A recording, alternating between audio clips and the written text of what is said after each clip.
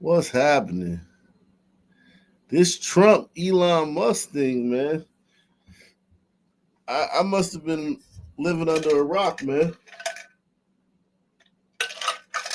When did Trump and Elon Musk start beefing? When did I've been living under a rock, man.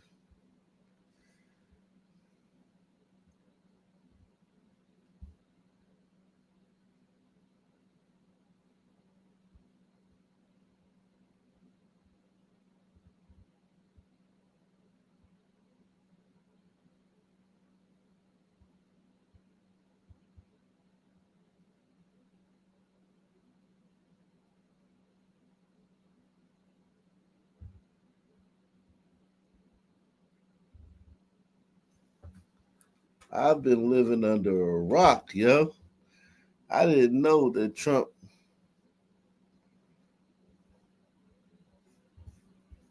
I didn't know that Trump and.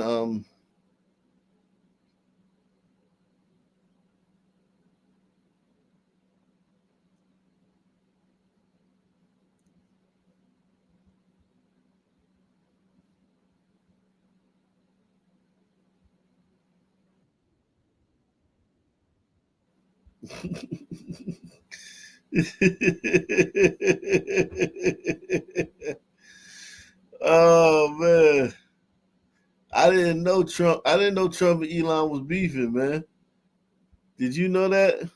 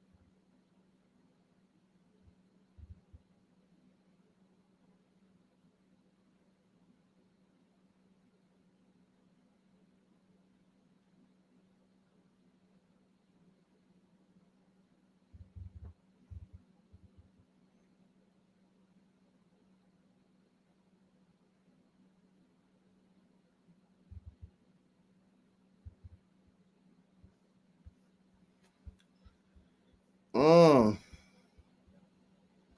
shout out to S Freak, man. Salute to the greatest show on the internet and its awesome host. Salute to the panel and the nation. Shout out to S Freak, man. When did Elon and Trump start beefing? When did that happen?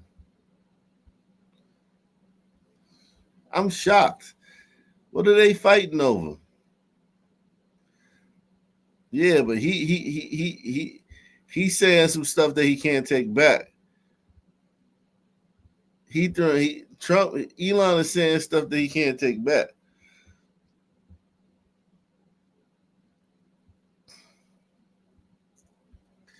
It's one thing to, you know what I mean? Don't get me wrong.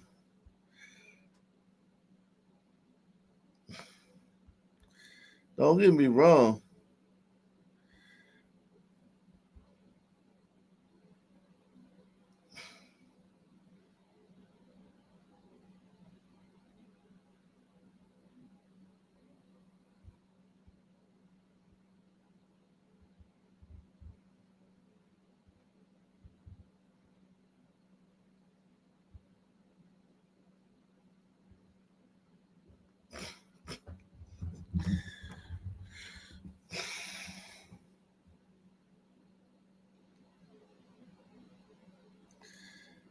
Wow.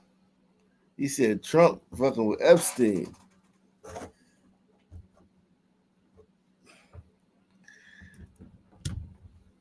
He accused Trump of being on Epstein's list, man. And Trump ain't the type of person you could do this shit to and still be cool. Trump, he burned the bridge. It's over. He that bridge is severed. You can't say that about Trump and then just get back cool with him, man. He not having that.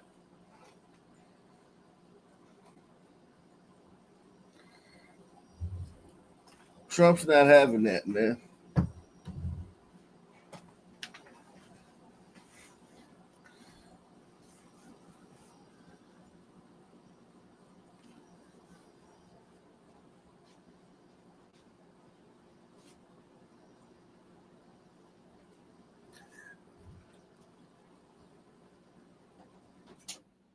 Trump ain't letting you talk that type of shit and then just be cool again, man. Yeah, Trump ain't. Yeah, it's a wrap. That that that union is done. He just turned coat like that. Damn. Elon just turned coat, man. He said, that's crazy. He been on one, but in the comments, they roasted him though. They roasted him in the comments. They're roasting Elon in the comments.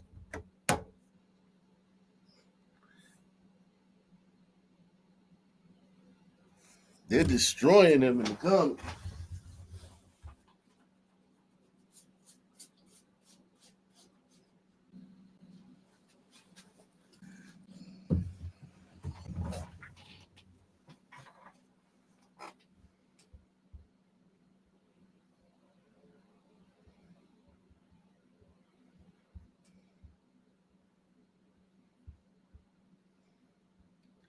They're destroying him in the comments. He ain't getting no love. Is it time to create a new political party in America that actually somebody said somebody did say something. I did see something where one of the people said he loses a lot of money by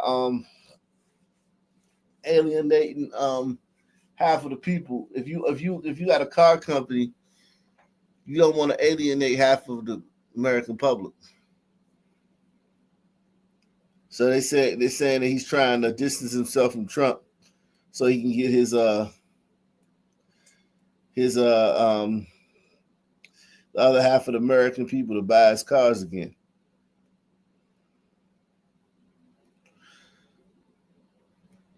And that makes sense too. Is it time to create a new? No, it ain't no time to create no new political party because new political party they gonna be on some bullshit too. They gonna be on some bullshit too.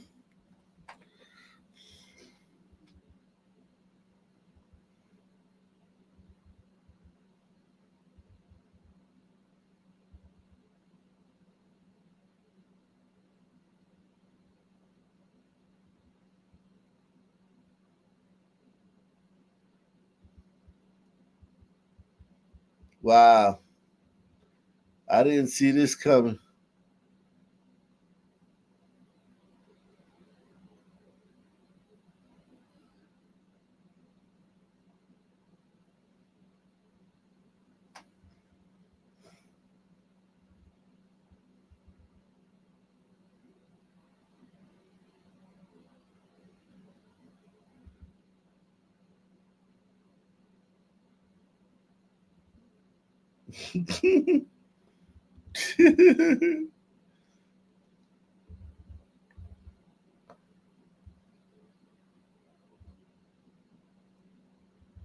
Wow.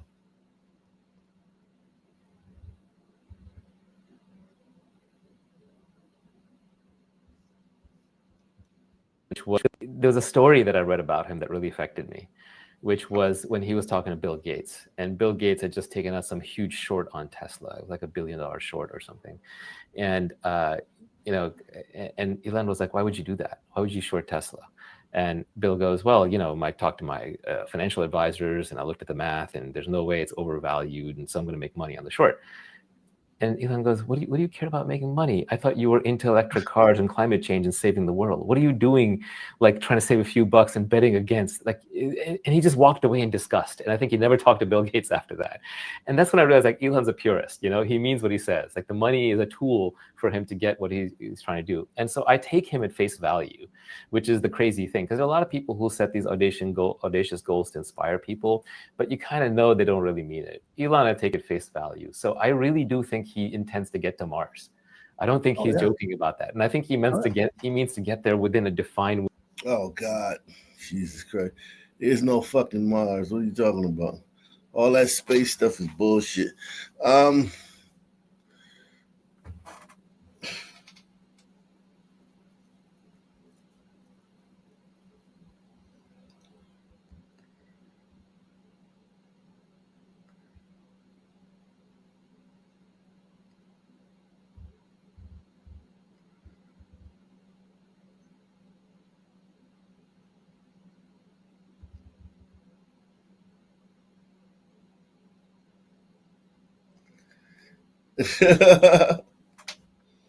Oh, he canceled his government contracts.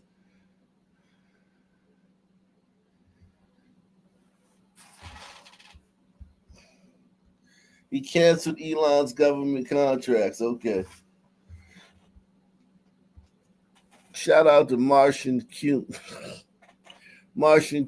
man. He says Trump ain't been on that island. Trump got the ball rolling on that investigation into Epstein. Why would he snitch on himself? Yeah. Listen, this is crazy. Two big dogs like this fighting. I know Elon's sick because Trump is president now, man. You helped to become president, Elon.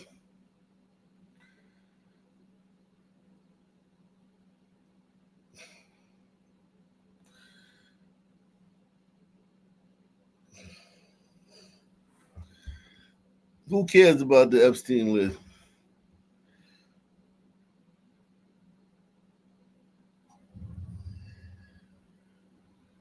Elon was wearing thin. I asked him to leave. I took away his EV mandate that forced everyone to buy electric cars that nobody else wanted, that he knew for months I was going to do.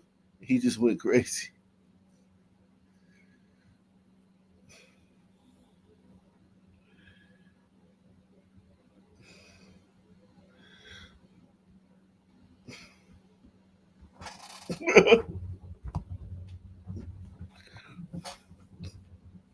Wow.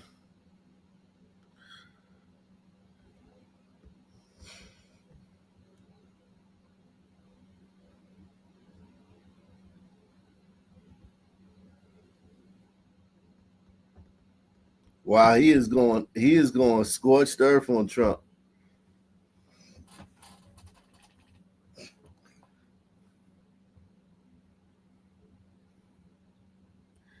He's going scorched earth on Trump.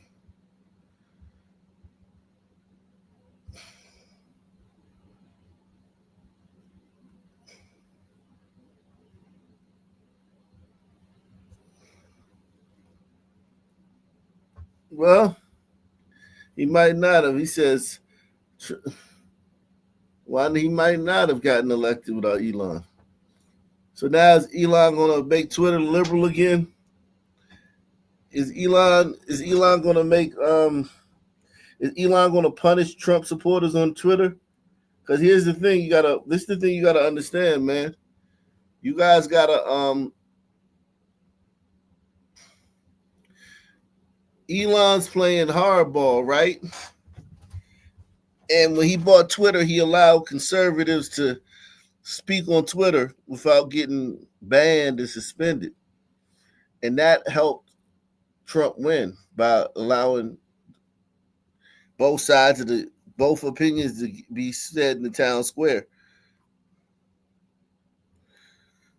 Is Elon going to take this out on Trump supporters and stifle their free speech on this platform?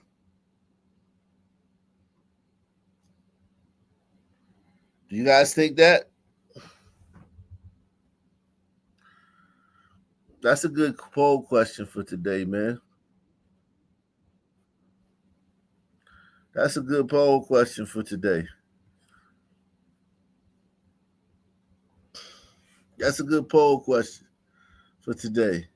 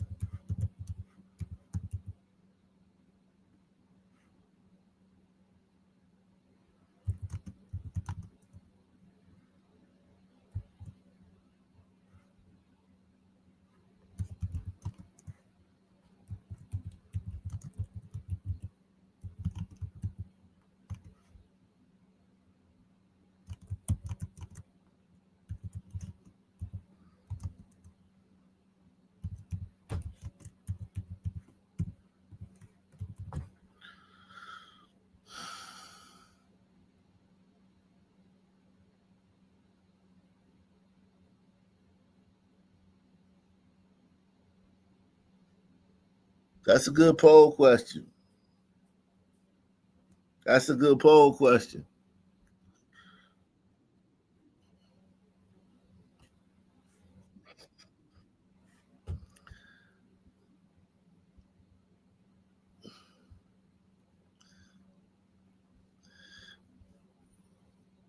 Yeah, man.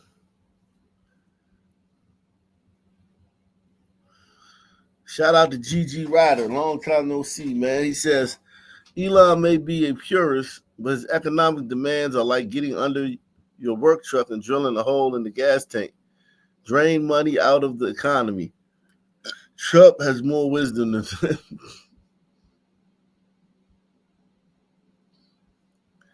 yeah. Elon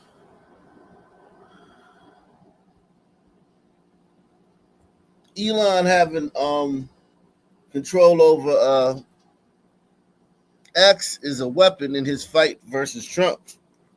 And he's getting destroyed. Like, listen, the comment section on his post dissing Trump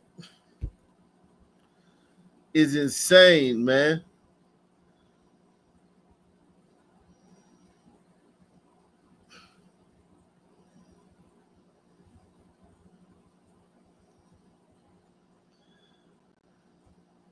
The comment section on his post dissing Trump is insane. I'm talking about like they going.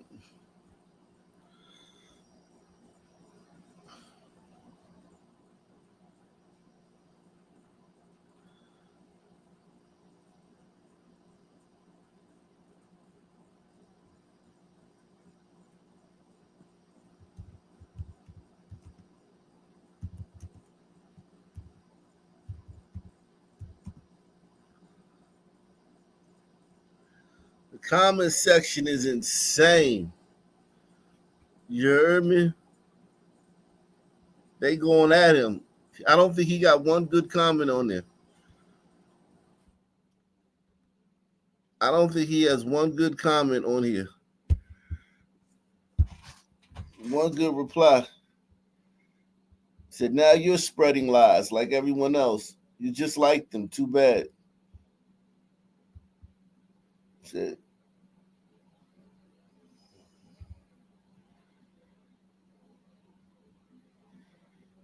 Trump bro had hoes back in 92. Trump had hoes. Yeah, Trump had hoes, man. Elon, Trump had hoes. It says, if you thought that Trump was a pedophile, then why did you support making him the president of the most powerful country on the planet?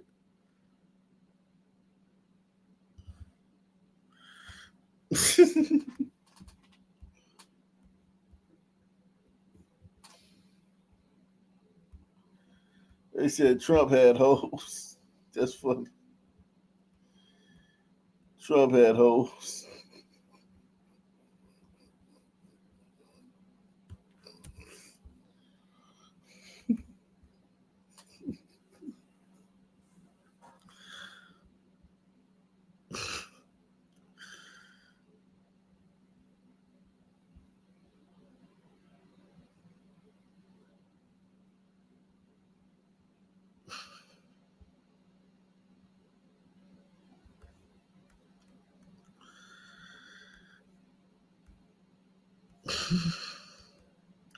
Shout out to my man GG Ryder, man. He says, I went part way to outer space when I drove over the Rockies. Atmosphere was thinner. I needed high octane gas to climb. Double pump clutch. Yeah, the Rockies are beautiful, man. God, that's God's country, man. I got a picture of me standing in front of the Rocky Mountains. That's God's country, my G.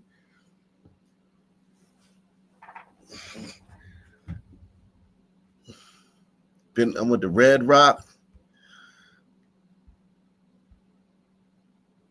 Jesus Christ.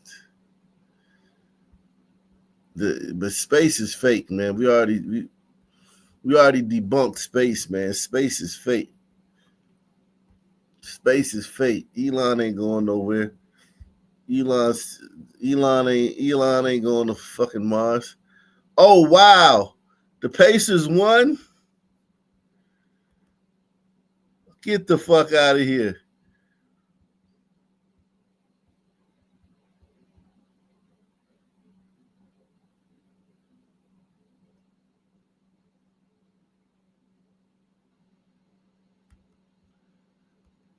The Pacers won?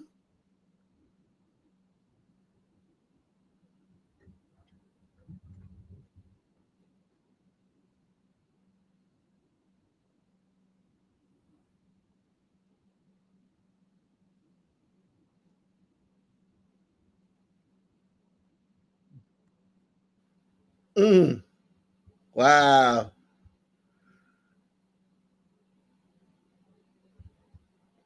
Wow, the Pacers won? That's crazy.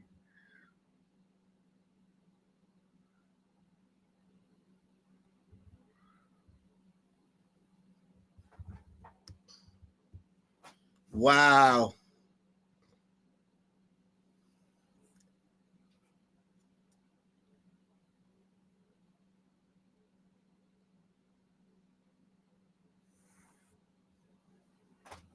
Wow. That's bananas. They was losing the whole game. I wasn't watching it, but wow.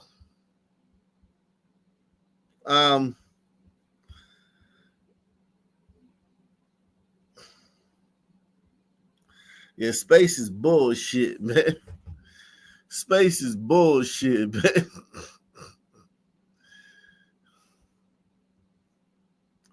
Space is bullshit.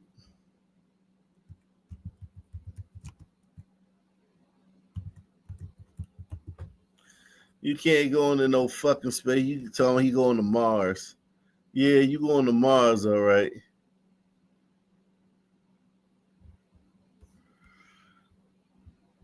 What they're claiming is that they went 1,000 times farther than they can send astronauts today, 50 years ago, on the first attempt with 1/1,000th the computing power of a cell phone. And there's never been a technological achievement that no one could repeat 50 years later. It's like me telling you 50 years ago, Toyota made a car that could go 50,000 miles on a gallon of gasoline.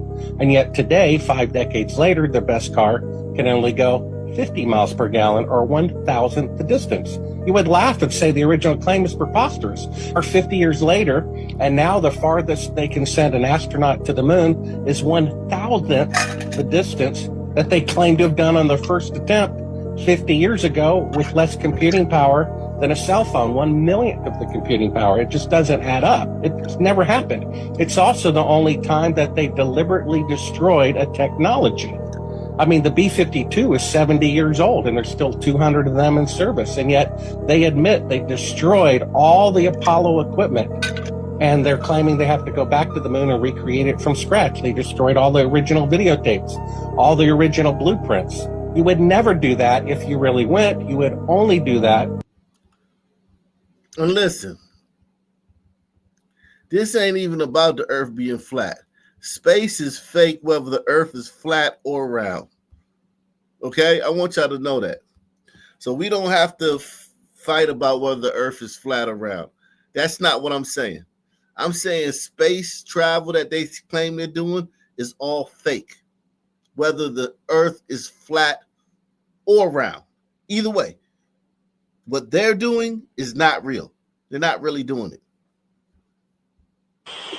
So can you see hurricanes from space? Yes, you can. In fact, as we've been talking up here, you can see the whole hurricane, and that's pretty neat to be able to see it. You can see the eye and how it's forming. But one of the things that's interesting about up here, when you see that whole hurricane, you're pretty amazed and you start taking pictures and all of that of it, but then you forget that... Yeah, you forget that you're actually not in a weightless environment. You're actually in a TV studio, because you've just dropped the ball, giving the game away, showing definite direction, up and a down, proving that you're not in a weightless environment. If that wasn't bad enough, me old mate, you doing that has exposed your Astrodame colleagues here for the frauds that they are. Their natural reaction was to grab or try and catch the ball. But of course, them forgetting for a split second that they're all on harnesses. They can't go anywhere. Our mate had the best effort far left. He got about 2 feet away and realised he can't go any further because his harness had kicked in. And the girl in the middle stopped the other two from entertaining the pantomime because she knew. What a terrible day at the pantomime stage. Let's see it again. The globe destroying the International Space Station, itself, and highlighting a bunch of clowns on harnesses. We love it. So can you see hurricanes from space? Yes, you can. In fact, as we've been talking up here, you can see the whole hurricane, and that's pretty neat to be able to see it. You can see the eye and how it's forming. But one of the things that's interesting about up here, when you see that whole hurricane, you're pretty amazed and you start taking... Oops. Look at Victor's face there, seeing that drop. Look at him. Look at the faces here. Oops. Pictures and all of that of it. Look at our mate far left. He's like, I'll be the hero here, but he doesn't realise. Boing. He's got to go back now. He's reached the limit of his harness. Boing. But then you forget. And then they just look like they're on harnesses. Who floats like that? Who just floats that close together? They're supposed to be floating. They all literally got who looks like that? Like, whose shoulders look like that? They look like football players, man. You can tell it's a harness under there. You can literally tell there's a harness under there. They all look, this is horrible. Like, this is what they've been feeding us. And SpaceX ain't no different than NASA. SpaceX ain't no different than NASA. Elon blowing smoke up our ass about space too.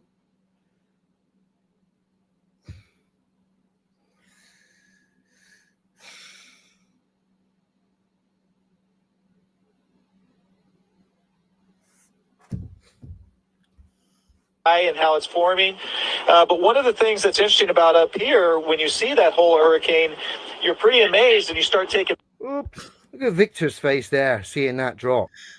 And then they got a black astronaut.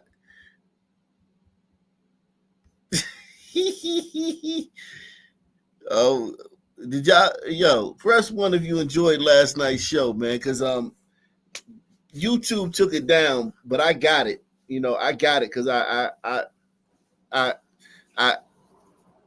got last night's show. YouTube took it down, but I got a copy of it. YouTube took it down, but I got a copy of it.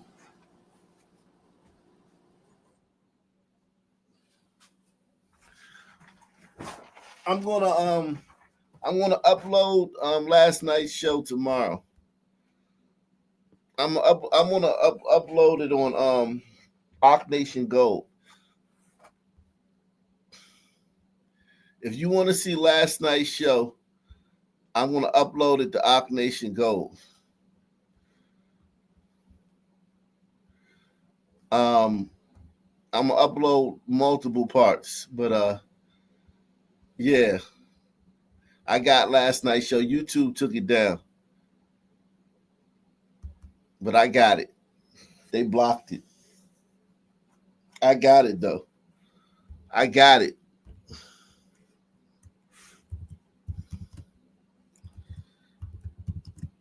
I know a lot of people wanted to see that, wanted to watch that, so I got it. I'm gonna I'm gonna put it up on Ock Nation Gold tomorrow.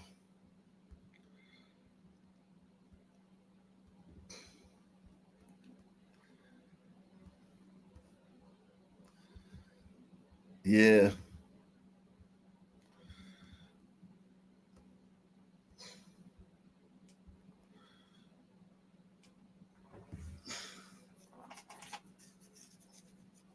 Yeah, last night's show was a classic, man. I'm just doing this space shit because Elon Musk is full of shit telling us he's gonna go to space, man. Shout out to Katie, man. I want to give a special shout out to Katie, man. She says for the best channel, you know you're doing the best ish out there. Been watching since fall of 22, and I knew a lot of what you're saying from experience. Yeah, shout out to Katie, man. Shout out to Katie, man.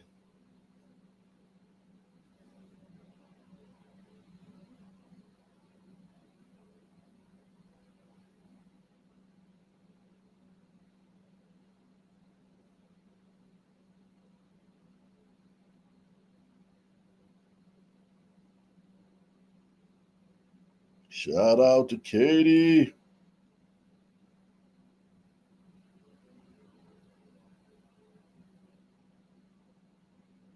I just canceled my cable the other day, man. I cut the cord, man. How many of y'all have cut the cord? Press 1 if you've cut the cord, if you canceled your cable. I don't watch TV, man, so I canceled my cable, man. I haven't watched TV in like 4 years. So I canceled my cable after paying for cable for 4 years for no reason. I cut the cord, man. I cut the cord yesterday, man. Yeah, I only use apps that stream, yeah. I only use buy them little apps to see the games and shit.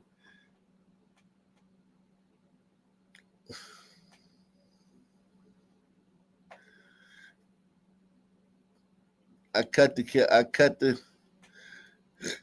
was late, man.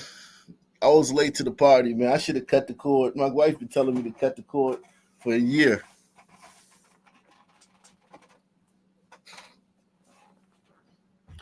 Yeah, I cut the cord, man.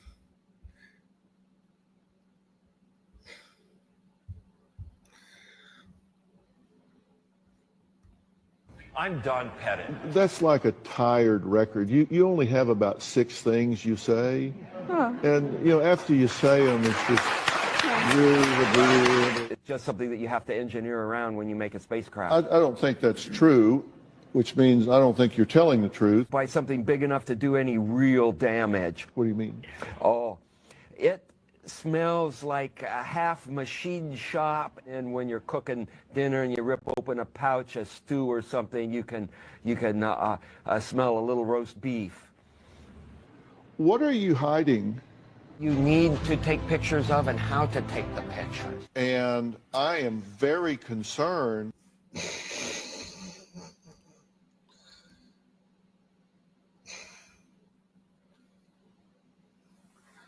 He said there isn't an electrician in the world who would install cables and wires like this on a $150 billion project.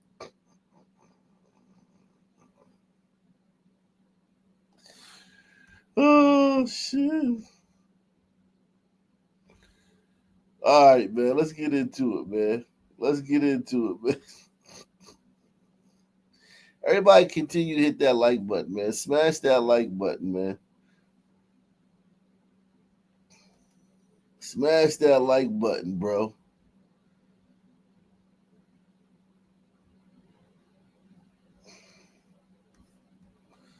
Smash that like button, bro.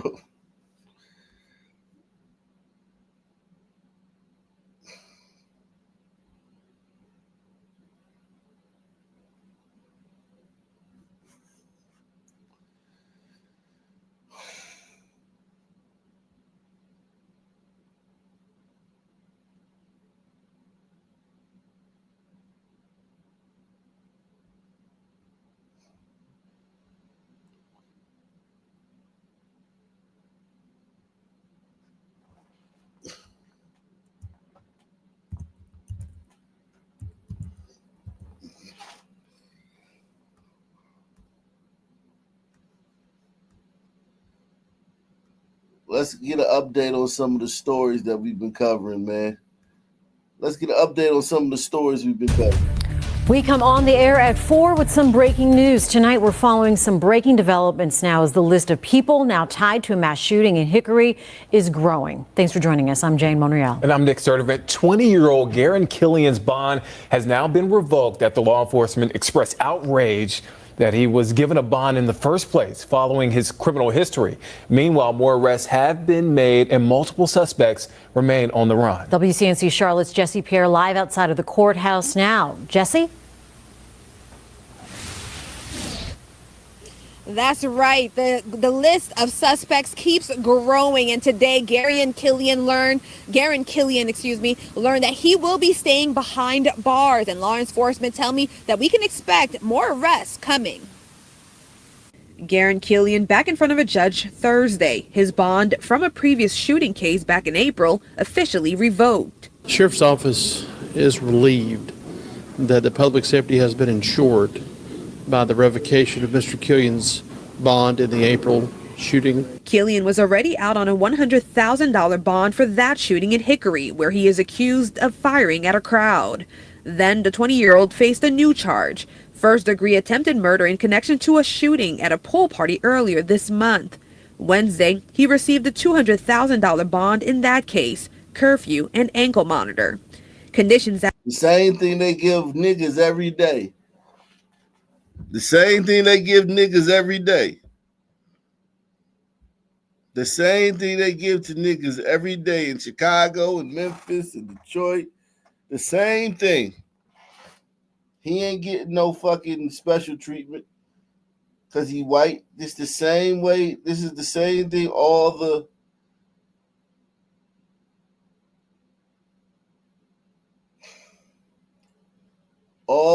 little shooters get. Accused of firing at a crowd. Then the 20-year-old faced a new charge, first-degree attempted murder in connection to a shooting at a pool party earlier this month. Wednesday, he received a $200,000 bond in that case, curfew and ankle monitor. Conditions that led to outrage from law enforcement and the community. How do you let somebody get a bond that's already been involved in shootings? In court, the prosecution argued Killian is a danger to the community, alleging he is affiliated with the gang and has shown no regard for court orders. They also shared that Killian violated orders by having a weapon in June, but also in April, violating an order from another charge back in May of 2024. The judge agreed, and Killian is staying behind bars throughout his trial. Raekwon Malik Craig, one of the alleged party organizers, also faced the judge Thursday, accused of facilitating alcohol to people under 21. He was given a $7,500 bond. A total of 4 people have been arrested in the case so far. That includes Patrick Tolbert, who is also accused of facilitating alcohol to people under 21, who is out on a $10,000 bond. Zoe Braswell facing accessory after the fact to attempted first-degree murder. The search is on for these suspects: Keandre Mack, Tolan Huff Jr., Isaiah Mitchell, and Zachary Bates, all wanted for attempted first-degree murder. We are working still diligently to bring all of those responsible for this mass shooting to justice. Now, we have just learned that Bates has been arrested. Now, when it comes to the other wanted suspects, they are still out on the run, and they are considered armed and dangerous. So if you do see them, contact police. Live in Newton, Jesse Pierre, WCNC Charlotte. It seems like we can't.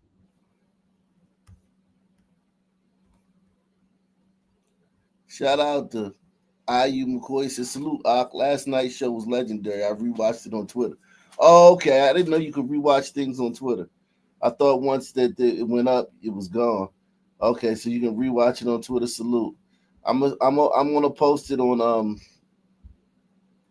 Op Nation Gold tomorrow. I got a copy of it because YouTube took it down. YouTube didn't like that one. We gonna bang them again, man. We gonna bang them again, man.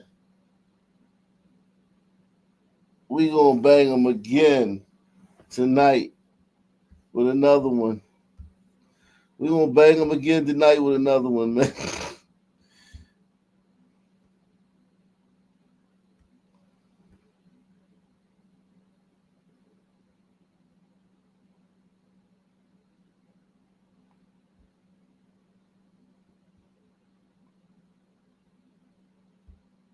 It's time to suit up. See you Mondays and Fridays, 8 to 10 on over-the-air WHKY channel 14.2. Welcome into the WHKY News for Thursday, June 5. I'm Ralph Mangum. You can watch the WHKY News on over-the-air TV every weekday at 5:30 and 10 on channel 14.2. And you can also find us online at WHKY.com and on our YouTube channel. In today's top stories, 2 suspects are being sought in connection with a mass shooting Sunday in Mountain View. According to the Catawba County Sheriff's Office, Toland Huff Jr. and Keandre O'Neill Mack are both wanted on 1 count apiece of attempted first-degree murder. The charges are connected with the alleged crimes of 20-year-old Garen Nathaniel Killian of Lenore, who was previously charged. WHKY's Rob Eastwood has more. 22-year-old Patrick Lee Talbert of Hickory and 21-year-old Raekwon Malik Craig of Taylorsville have both been arrested and charged with 3 counts apiece of aiding and abetting a person under 21 years of age by allowing the possession of alcoholic beverages. These charges are related to the planning and promotion of the party at the residence on Walnut Acres Drive where the shooting occurred. The incident resulted in the death of 58-year-old Sean Patrick Hood of Lenore and also resulted in injuries to 11 other people. Continue to check our website, WHKY.com, for updates on this case. And if you have any information, call the Catawba County Sheriff's Office at 828-464-3112. Reporting for WHKY News, I'm Rob Eastwood. Thank you, Rob. After Rob recorded that piece, we learned that 18-year-old Isaiah Zay Mitchell of Morganton has been named as a person of interest in connection with the Mountain View case. Mitchell is wanted for robbery with a dangerous weapon from an incident in Burke County. He is considered armed and dangerous. The Catawba County Sheriff's Office is requesting assistance in locating Mitchell. In addition, Zoe McKenna Braswell has been arrested and charged with 1 count of accessory after the fact to attempted first-degree murder. That statement was released by the Catawba County Sheriff's Office shortly after noon Thursday. No additional information, including Braswell. Damn, yo, they got a lot of motherfuckers, man. They got a lot of motherfuckers for this one shooting, man. A lot of people going down for this one shooting.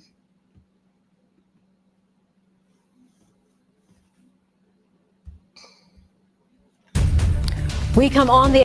They got a neighbor, didn't the neighbor say something?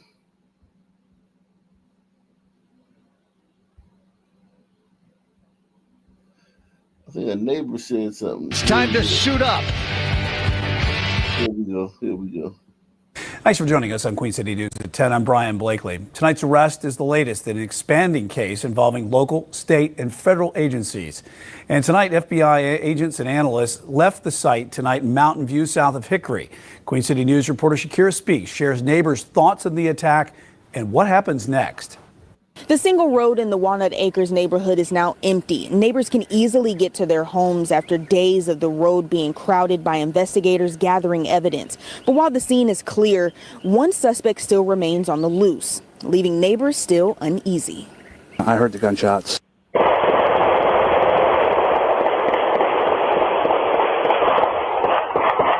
I looked at the dog sleeps with us, so she popped her head up too, so I immediately came out and grabbed my weapon. Got up, continued to hear shots.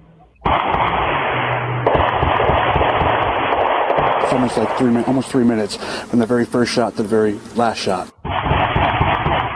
Audio from a neighbor's Ring camera details the barrage of gunshots fired from a home in Walnut Acres neighborhood early on June 1st. Catawba County authorities say more than 80 rounds were fired at a pool party with over 100 people, injuring 11 and killing 1. This man says he heard everything. You can hear right after the first burst of gunshots, the screams and the people saying, I'm hit, or a person, it was a male voice saying, I'm hit, I need help.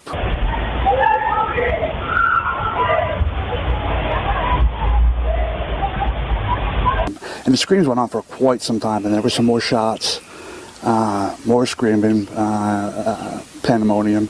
4 people have been charged with attempted first-degree murder, 2 charged with promoting underage drinking, and 1 charged with accessory after the fact. They're still searching for 2 more shooting suspects. This area is very, it's a very good area to live in. So overall, my wife and I feel safe, but she does feel a little bit, her bubble's been popped. He says now he keeps his firearm close, and he's adding more security cameras just in case. With the FBI and county investigators clearing the scene, neighbors can finally get to their homes without having to check in with deputies at the entrance, bringing some normality back to their lives. Honestly, it was a difficult process getting in, getting out. They had to completely, because of where I live, they had to completely move everything in the road to be able to get me through. So it was a little cumbersome for them as well. She says she's glad it's over, but it hasn't eased her nerves. It's always been super secure, always been okay. And currently, it doesn't feel super secure or okay. They tell me even after all of the suspects have been arrested, it's still going to take some time for them to get their peace of mind back. For now, reporting in Catawba County, Shakir Speaks, Queen City News. Queen City News Plus. Just search Queen City News on your smart TV's app store. Wow. So yeah. The more white people involved, the more boring the story got. Press 1.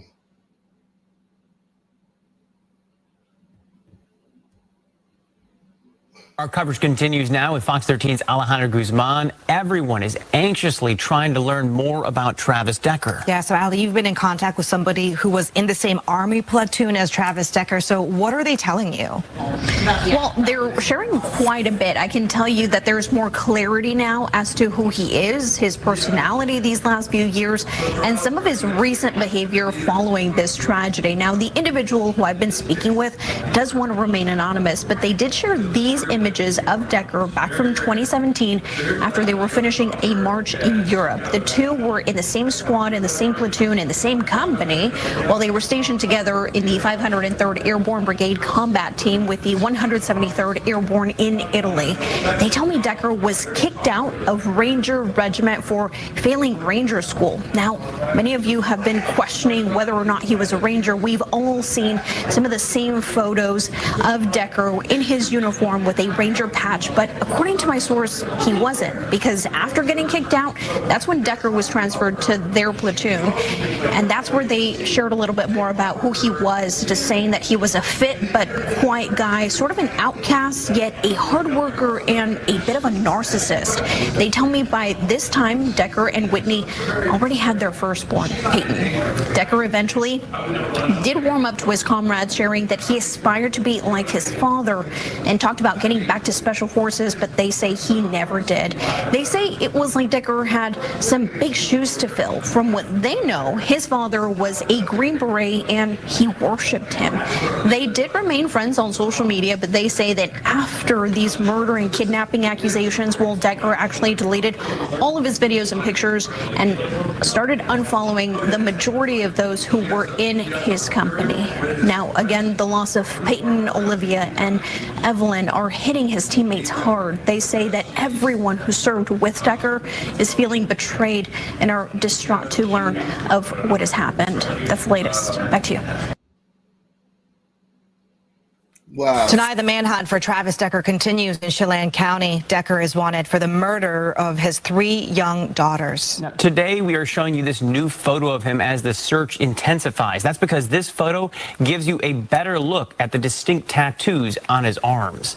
Now, his daughters, Peyton, Evelyn, and Olivia, were reported missing last Friday. That's because the girls never returned from a scheduled visitation with Decker. Then, by Monday, those 3 girls were tragically found dead near the Rock Island campground just west of Leavenworth.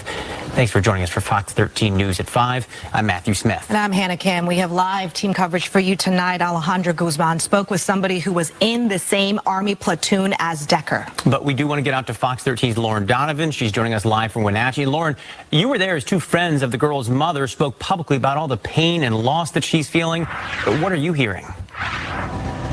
Yeah, so Matt, these people that we just heard from here at Memorial Park in downtown Wenatchee, they know the girls well, and they are the ones responsible for being behind the support fund for their mom, Whitney. Now, at this point, I just checked the GoFundMe, and they have generated $960,000. You heard that right, just shy of $1 million. We know these funds are going to go to any related expenses for Whitney and legal fees for her as well. Here is how those friends we just heard from over here in the park, here's how they say Whitney's holding up. Whitney is living every parent's worst nightmare. The hole in her heart is immeasurable. There are no words that can capture the weight of this loss. Right now, she's surrounded by friends, family, and neighbors doing everything they can to hold her up. All right, and that is what is happening over here in Wenatchee proper. But way out in the Wenatchee National Forest outside of Leavenworth, the search for her estranged ex-husband continues. The Forest Service has put the Icicle Gorge area on total lockdown. Anyone looking to hike, backpack up in the enchantments will find that their plans have got to be dashed. Barricades stand in the roadway right at the Snow Lakes trailhead. Can't get any further than that. Just a couple minutes outside of town, we are hearing the enchantments. They will not open back up until at least June 18th. That's nearly 2 weeks from now. So when you say the search is intensifying, yeah, it absolutely is. Multiple campgrounds are closed. Authorities are advising folks now to actually lock down their remote cabins, make sure nobody is getting in. We know sheriff's deputies, they have been carefully combing the area, going really from campsite to campsite, finding some remote structures out there in the Wenatchee Forest, and scanning through them, making sure nobody is hiding inside.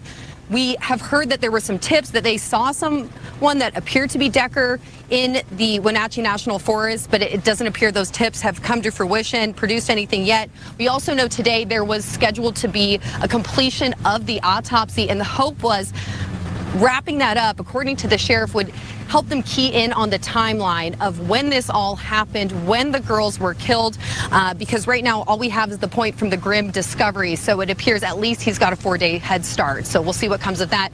For now, we are live here in Wenatchee, and we'll send it back to you. Live from Fox 13, this is breaking news. Fox 13 is following breaking news. The man. All right, so when that guy, they still ain't found that guy, man. Wow. They still ain't found that guy.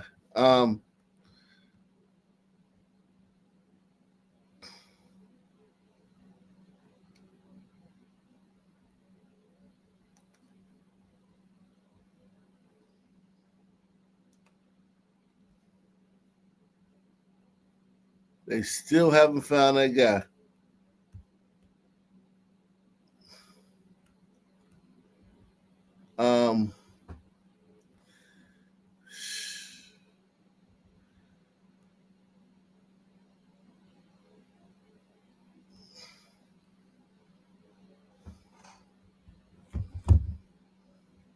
Tonight to a tragic update on a Midland teenager who's been on life support after collapsing during a fight.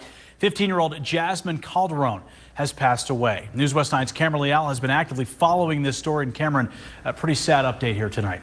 Yes, Alex, this is a heartbreaking update. 15-year-old Jasmine Calderon has passed away after spending nearly 2 weeks on life support following a neighborhood fight on May 20th. Now her family's left remembering who Jasmine was and demanding justice for what happened.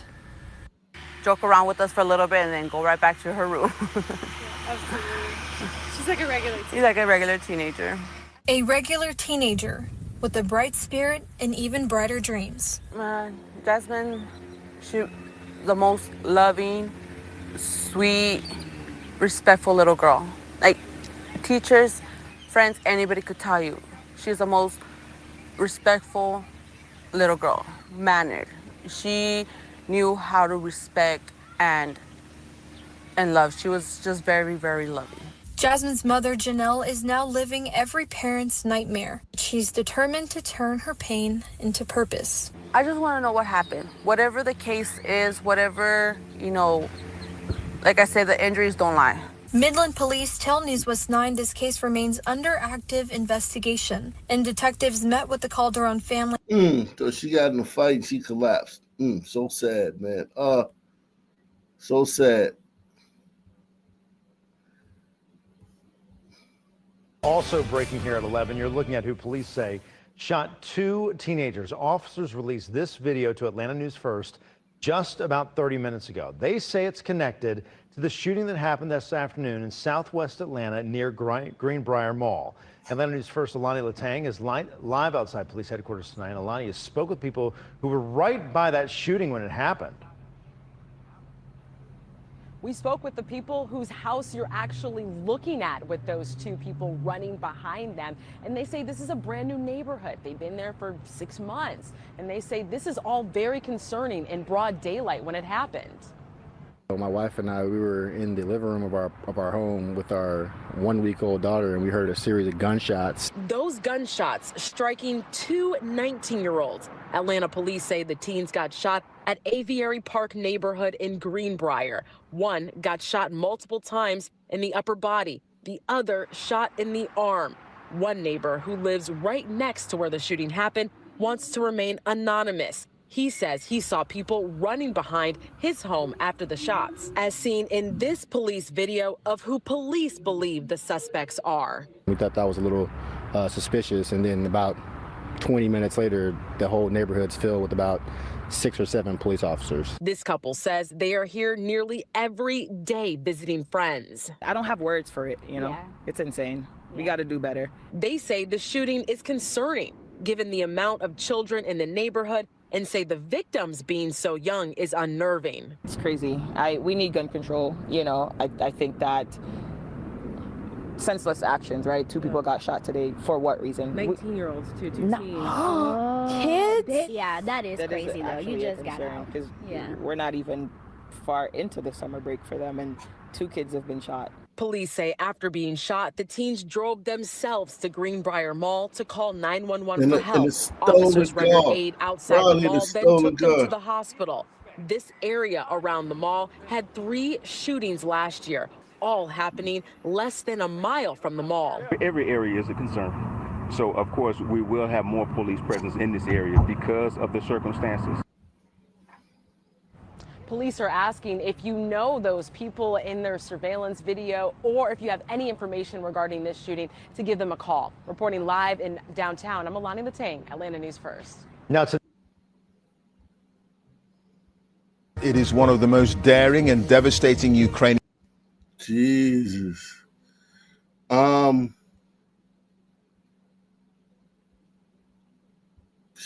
But we begin with an arrest in the kidnapping and rape of a 12-year-old girl. A teenager is facing charges in the heinous crime. Yeah, the 17-year-old is accused of stealing a car while the girl was sleeping inside. Action News reporter Sharifa Jackson now live outside Special Victims Unit in Hunting Park with what we know about the disturbing details. Sharifa. Well, Brian, Sarah, I can tell you, police say that the family of the victim, even investigators, are really grateful that this suspect was taken into custody rather quickly. They say the 17-year-old was arrested this morning at his home in West Philadelphia. There's relief today as news broke that the car thief and sexual assault suspect was taken into custody. Police say it was a 17-year-old at the center of Friday's disturbing missing child case. It's just tragic all around. In the 25th district will be a found in abduction. The victim was an off-white Ford Taurus. There's a juvenile in the rear of the vehicle. It all began around 9:30 Friday evening. The Ford Taurus was left running with the keys still in the ignition along Germantown and Erie Avenues. The 12-year-old was sleeping in the back seat when police say the suspect stole it. The frantic search for the girl lasted nearly 30 minutes. About 20 minutes later, at around 9:53 p.m., our brave survivor was located at Broad Street and Roosevelt Boulevard. Investigators say before being dropped off, she was raped by the car thief. The car was later recovered in West Philadelphia along 54th and Popular Streets. Police say DNA and evidence left in the vehicle played a huge role in this arrest. That evidence was submitted to our Office of Forensic Science, where it was processed and analyzed, resulting in a positive DNA hit. And this arrest took less than a week. Today, Captain Parker repeatedly calling the survivor brave for her role and participation in making this arrest happen. She's going through the motions, the challenges, but I will say she's very smart, she's very intelligent, and she's one brave little girl. We're told that teen was set to be arraigned today. We're waiting to see if this teen will be charged as an adult. He's being charged with rape, contact. Left the 12-year-old in the car. Left the 12-year-old in the car while it was running. Sun teen sees it, steals it, and rapes the 12-year-old girl in the car.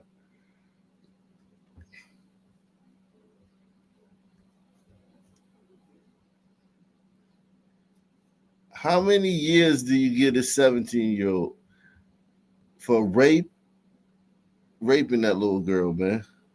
How many years do you get that 17-year-old for raping that little girl? So he going to jail. His paperwork. Let me see your paperwork, little nigga.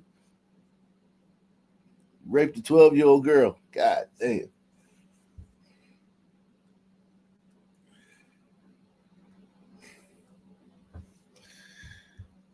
Some of these stories are just mind-boggling.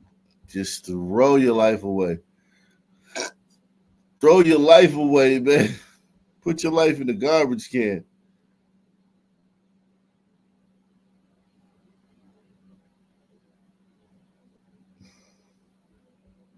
A 10-year-old girl is among those killed in a tragic double murder-suicide in Mercer County, New Jersey. Authorities say the girl and her mother were shot by the woman's boyfriend, who then turned the gun on himself. Thursday afternoon, I'm Sarah Bloomquist. And I'm Brian Taft. The big story on Action News today is the investigation into those deadly shootings early this morning in Hamilton Township. Police discovered that tragic scene after responding to a 911 call just before 4 a.m. New Jersey correspondent Trish Hartman spoke with the young victim's father today. She's live in Hamilton Township now with the full story. Trish. Sarah, Bryan, the father of that little girl, is still in shock. He found out this morning that his 10-year-old daughter had been shot and killed in what authorities are preliminarily calling a murder-suicide. Wow. My only daughter, strong like me. Damn, that's so crazy. The new boyfriend killed your... Oh, my God. Jeez. These dudes be crashing out. These dudes be crash dummies. You heard me?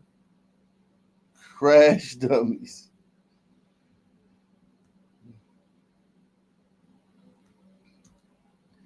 These dudes be next level crash dummies.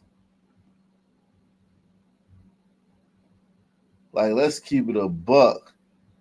This is next level crash dummy.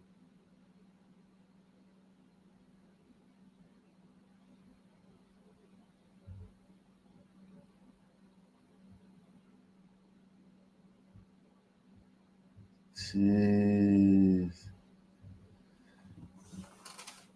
Just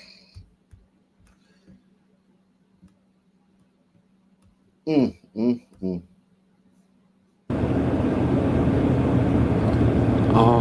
just feel terrible that adults bring their kids into their situations. Authorities believe a man shot and killed his girlfriend and her daughter before turning the gun on himself around 4 a.m. on Henry Avenue in Hamilton Township. This is 10-year-old Evangelina Velasquez, identified by her father, who is still coming to terms with this unthinkable loss. When I was younger, I wasn't very patient.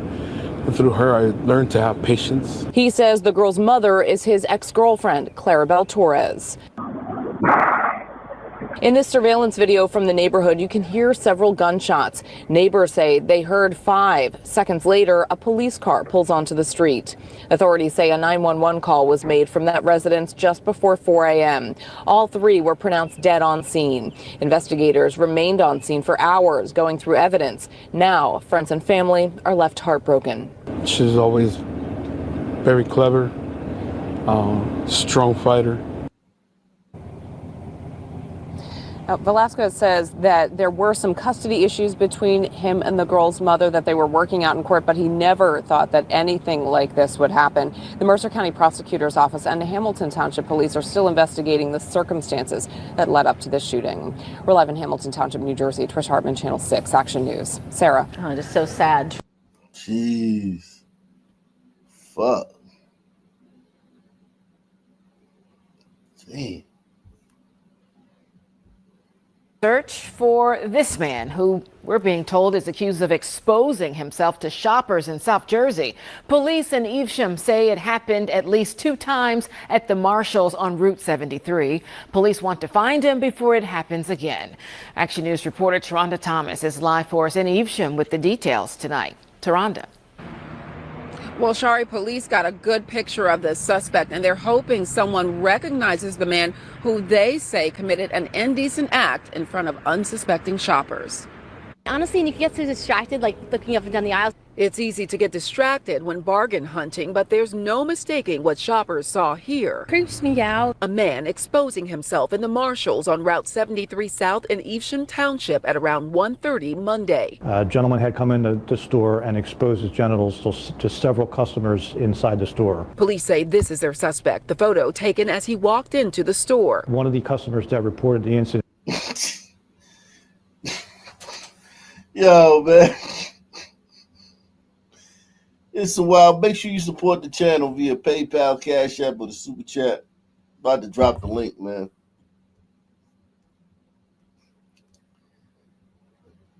Yo, this should leave you speechless, man. This should leave you speechless, my G. It leave you speechless.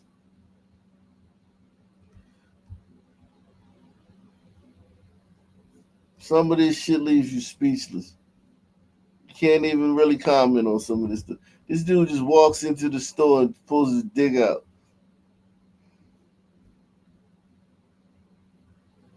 Like that's what we doing. Like that's literally what you doing. And you just gonna rock out with that. That's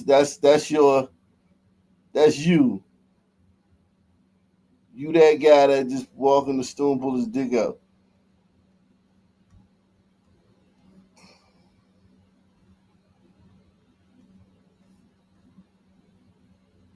Unbelievable, man.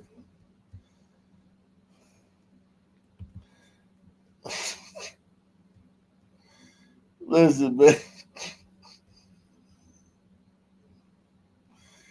Listen. Salute to everybody watching on X, man.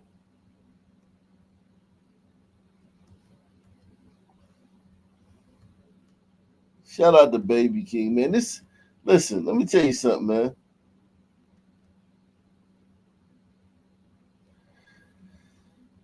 This guy right here would have done this. He would have done this in 1902 or 1890.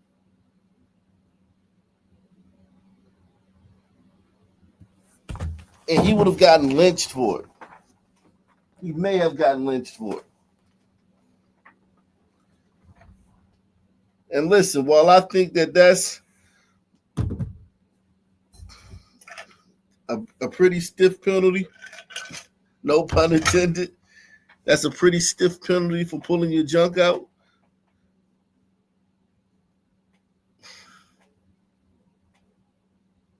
Hey, man. Don't be walking in places and pulling your junk out, man.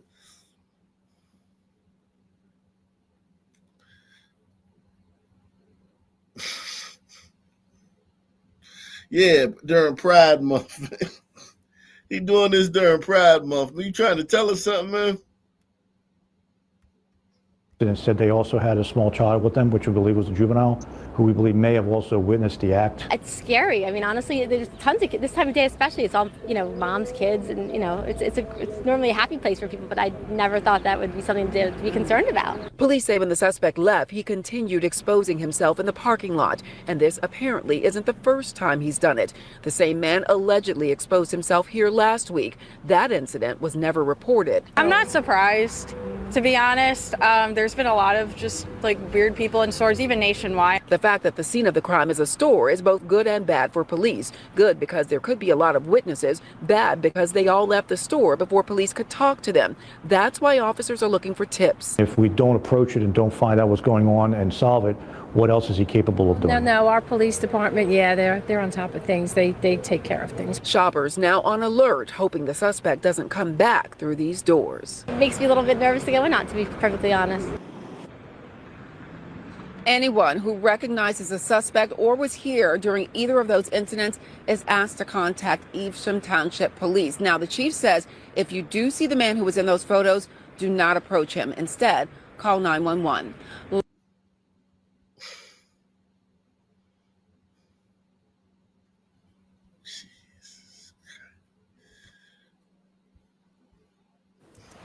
New at 10, an update on a homicide investigation we first brought you last night. As Sunnyvale police investigate the killing of Michael Shaheen Rezai. His family says they are still now reeling over the fact that the suspect is still on the run. They talked with KTV's Crystal Bailey about that case and their call to action for the public. The family of 40-year-old Michael Shaheen Rezai, devastated after his murder. You don't expect something like this to happen. I think it's completely unnecessary, unwarranted, and it's just absolutely shocking. They say he was protecting his girlfriend from her estranged husband when he was shot and killed in Sunnyvale. He was stalking them, making death threats against him and other members of my family, and we didn't think it would come to such a horrible ending. Officials say it happened. Wow.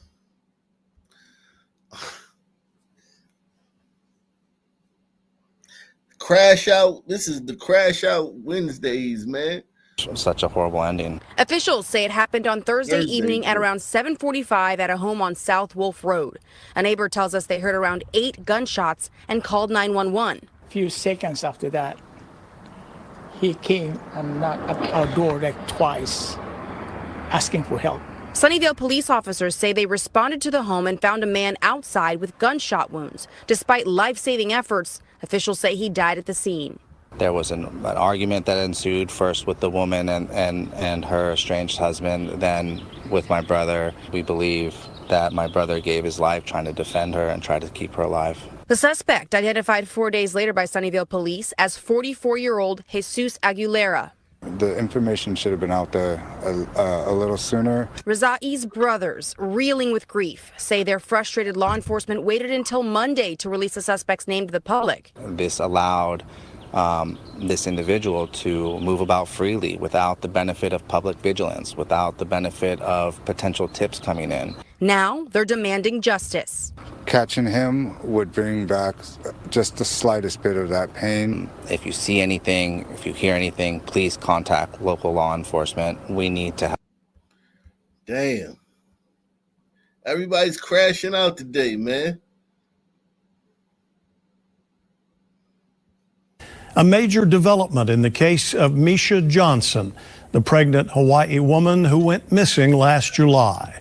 Her soldier husband admitted to killing her out of rage. Wow. Niggas is in Hawaii? We got niggas in Hawaii? Shout out to Baby King, man. He say take the challenge, man. Salute to Deluxe 247, a.k.a. Cal Ripken, a.k.a. the real MVP, coming through once again. It's niggas in Hawaii marrying fat Hawaiian bitches. Niggas going to Hawaii marrying fat Hawaiian broads and killing them. Ain't that a bitch?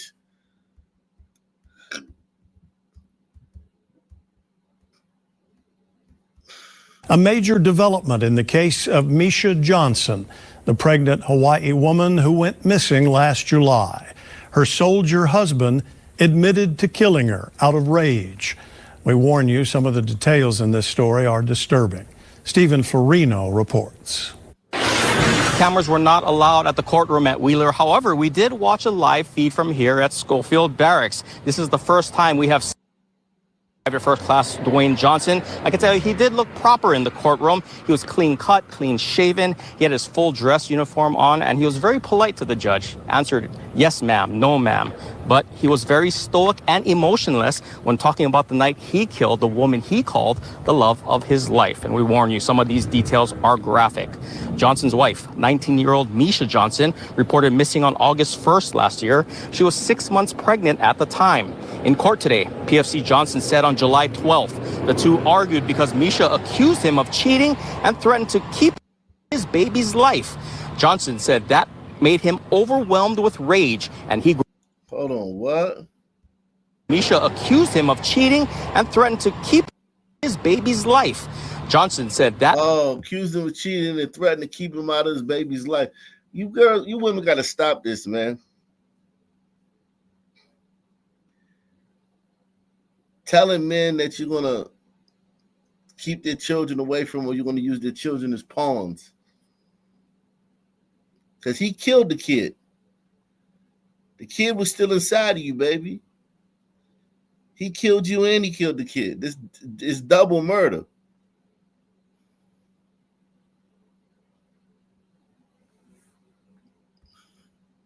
Women got to stop doing that, man. Last year. And you men got to stop crashing out. She was 6 months pregnant at the time. In court today, PFC Johnson said on July 12th, the two argued because Misha accused him of cheating and threatened to keep his baby's life. Johnson said that made him overwhelmed with rage, and he grabbed the machete he kept next to his bed and struck Misha in the left temple. He said he wanted to hurt her, but he did not intend to kill her.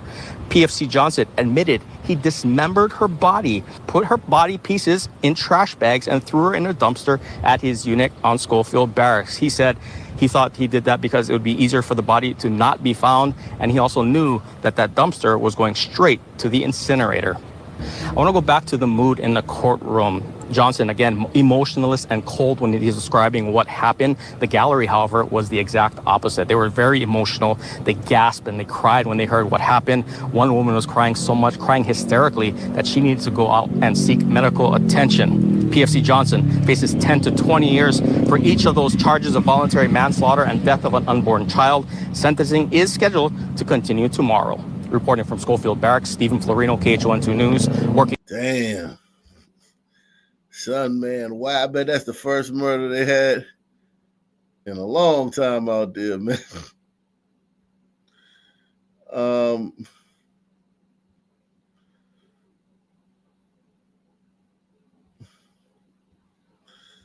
I bet you that's the first. I bet you they ain't had a murder out there in a minute. Jeez. Link in the description if you want to come up, man. Listen, man, we're gonna do some of these lynching stories in a little bit, man. Some of these old lynching stories, man. I just want to set the table. Black people, man, let me tell you something. The only people that got neighborhoods that you can't go in after dark are black people. That soldier was in Hawaii. He could go anywhere he wanted in Hawaii. Black people, that black dude who pulling his junk out everywhere. He can go anywhere he wants and pull his junk out. The teens that shooting, they can go anywhere and shoot. Black people have full, unfettered dominion over wherever they want to go in America. There's no place black people can't go. No place. We can go wherever the hell we want, whenever the hell we want to. New at 4, a man tried to carjack 2 people in Marietta, but his violent behavior is interrupted by a good Samaritan. Fox 5. Like this guy, man. Trying to carjack people. That's such a dangerous, violent crime. Anytime you carjack anybody, you can go to jail for the rest of your life. You can kill them. If they resist, you can drag them. You can run over them. There's so many things that can go wrong. They can pull out a gun and kill you. Carjackings are just dumbass crimes. And then they just joyride in the car. Just get the car and joyride.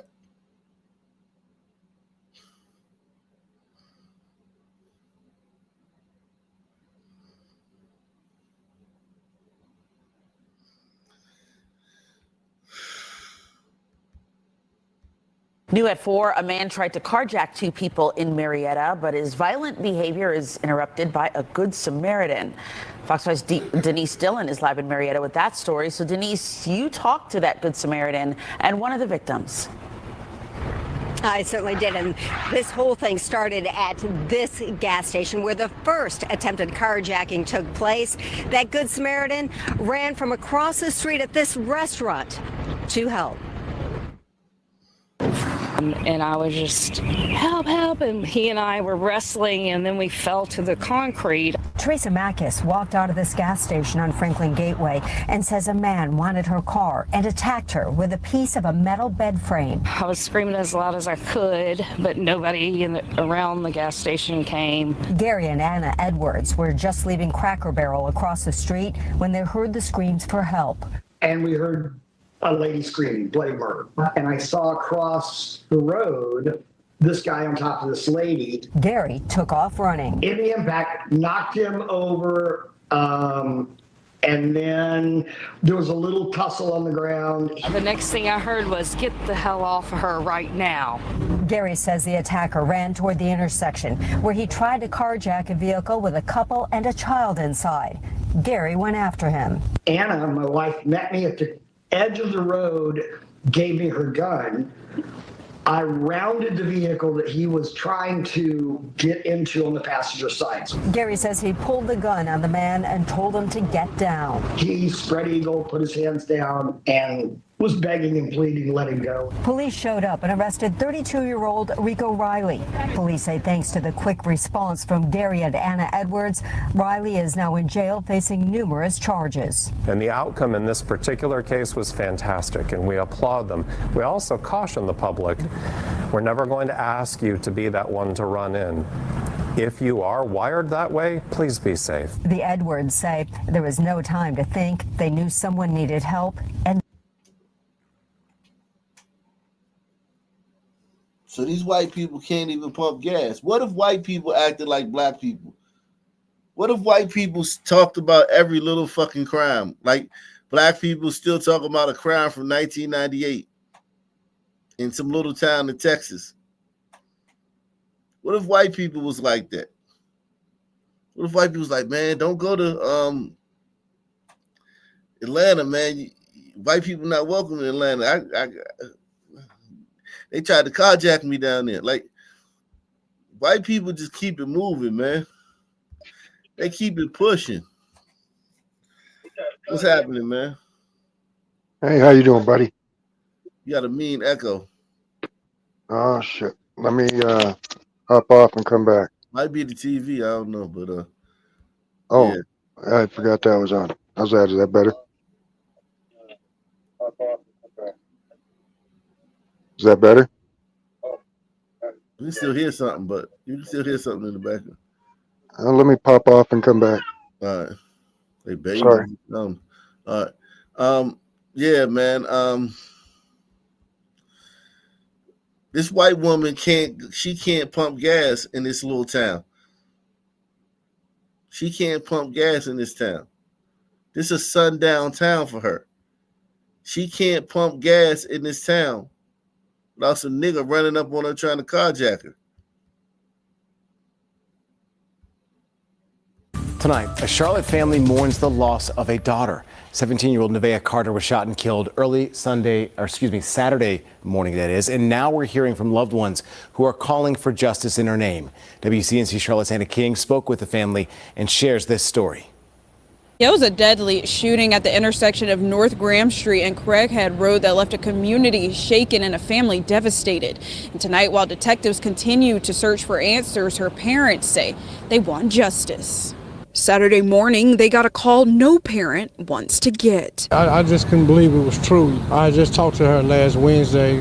We was on the phone for about an hour. Their 17-year-old daughter, Nevaeh Carter, gone. She's a beautiful soul inside and out.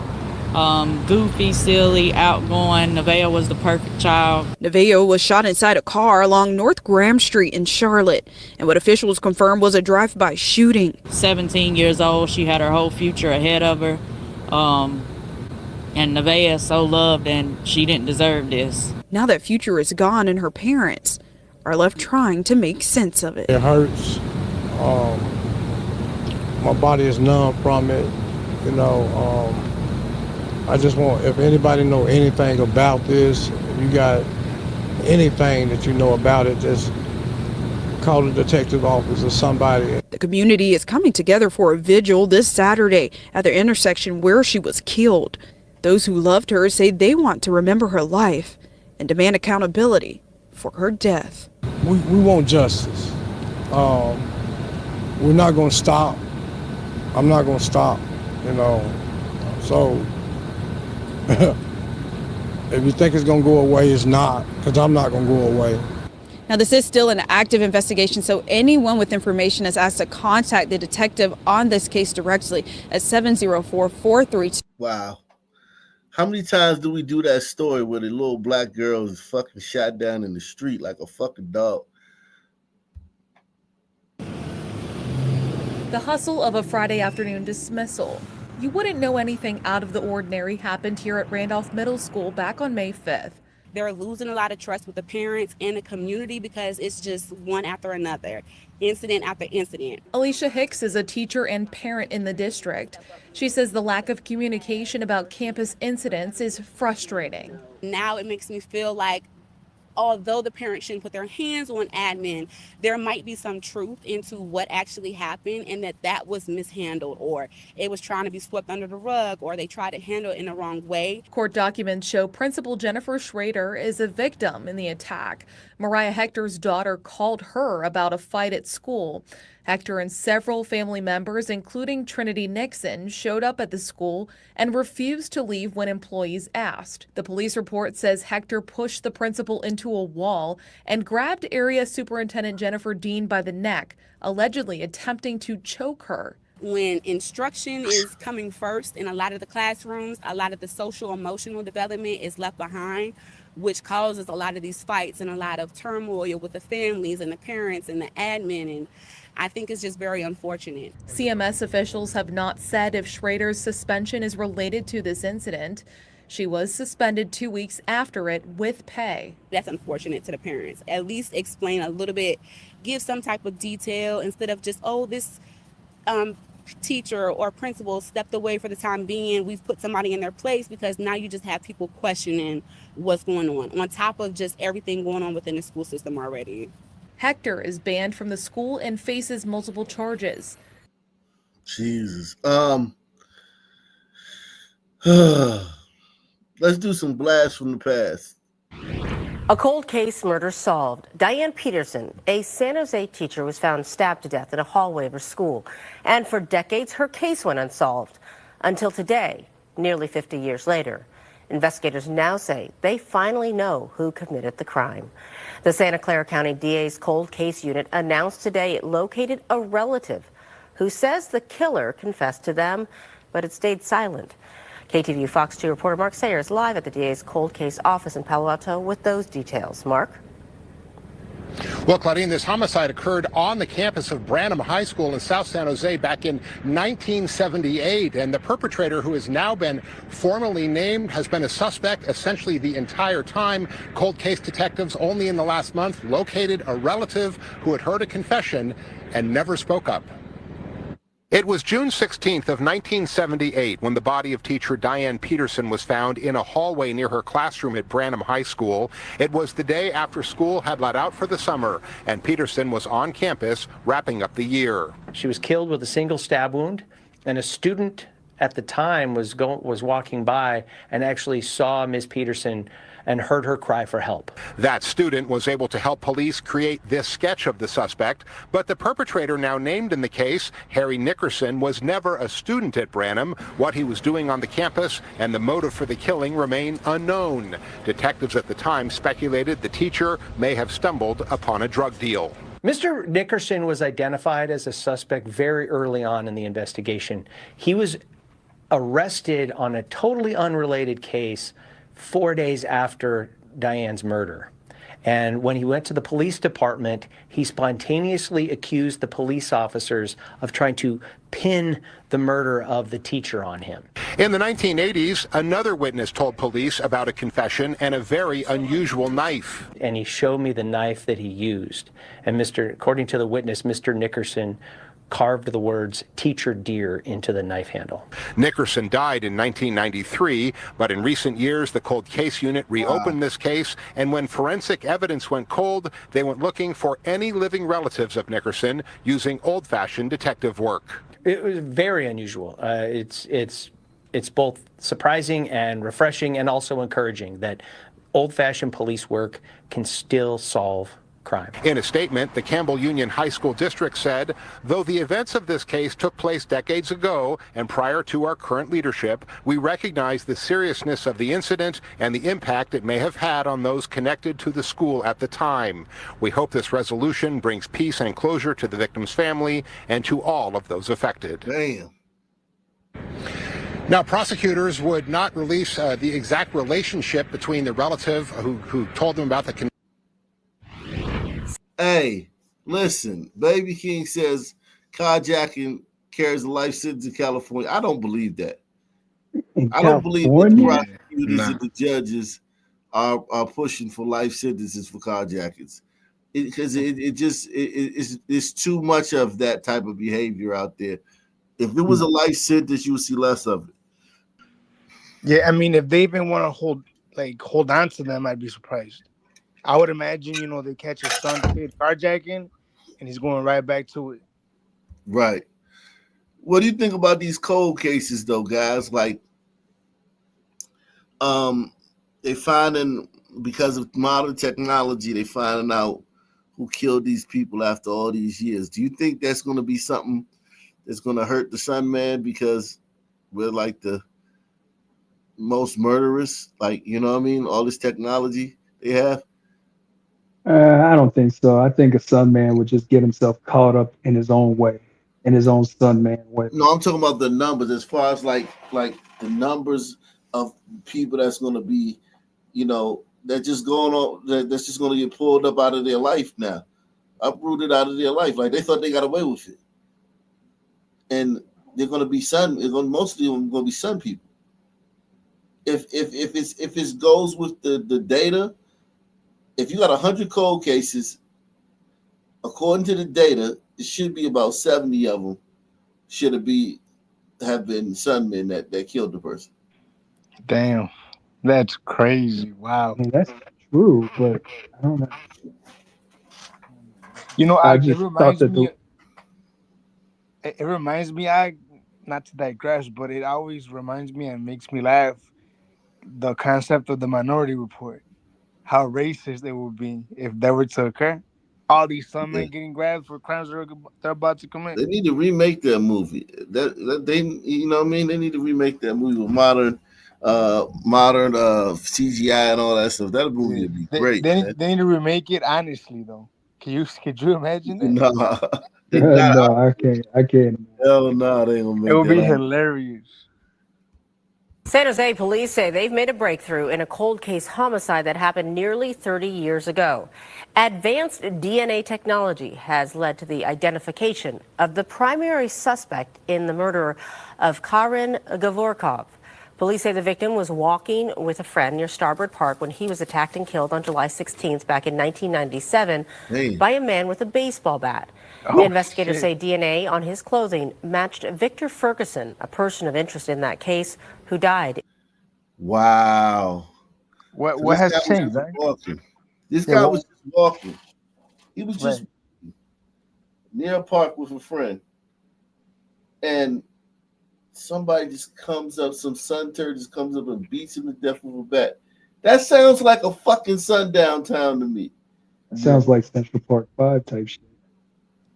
Yeah, it sounds like today. What's the difference with today? That's crazy. And that guy got away with it for murder of Karen Gavorkov. Police say the victim was walking with a friend near Starboard Park when he was attacked and killed on July 16th back in 1997 by a man with a baseball bat. Investigators say DNA on his clothing matched Victor Ferguson, a person of interest in that case, who died in 2022. He's not going to be able to face the consequences of his actions, of the heinous crime that he committed. He won't be able to be held accountable. But we really, again, hope that this outstanding detective work, as well as the collaboration with the Santa Clara County District Attorney's Office, will help bring closure to the victim's family. After the killing, police say Ferguson was moved to Kansas, where he died in 2022. Now, work is now being done to build San Jose's first safe sleeping site. Ground was broken today for that site on East Taylor Street along Coyote Creek. Wow, like, just think about that. Just walk, you just walking down the street, mind your business, and somebody comes up and beats the shit out of you with a fucking goddamn baseball bat and kills your ass. Yeah, man. But I mean, we see that all the time. No, we don't.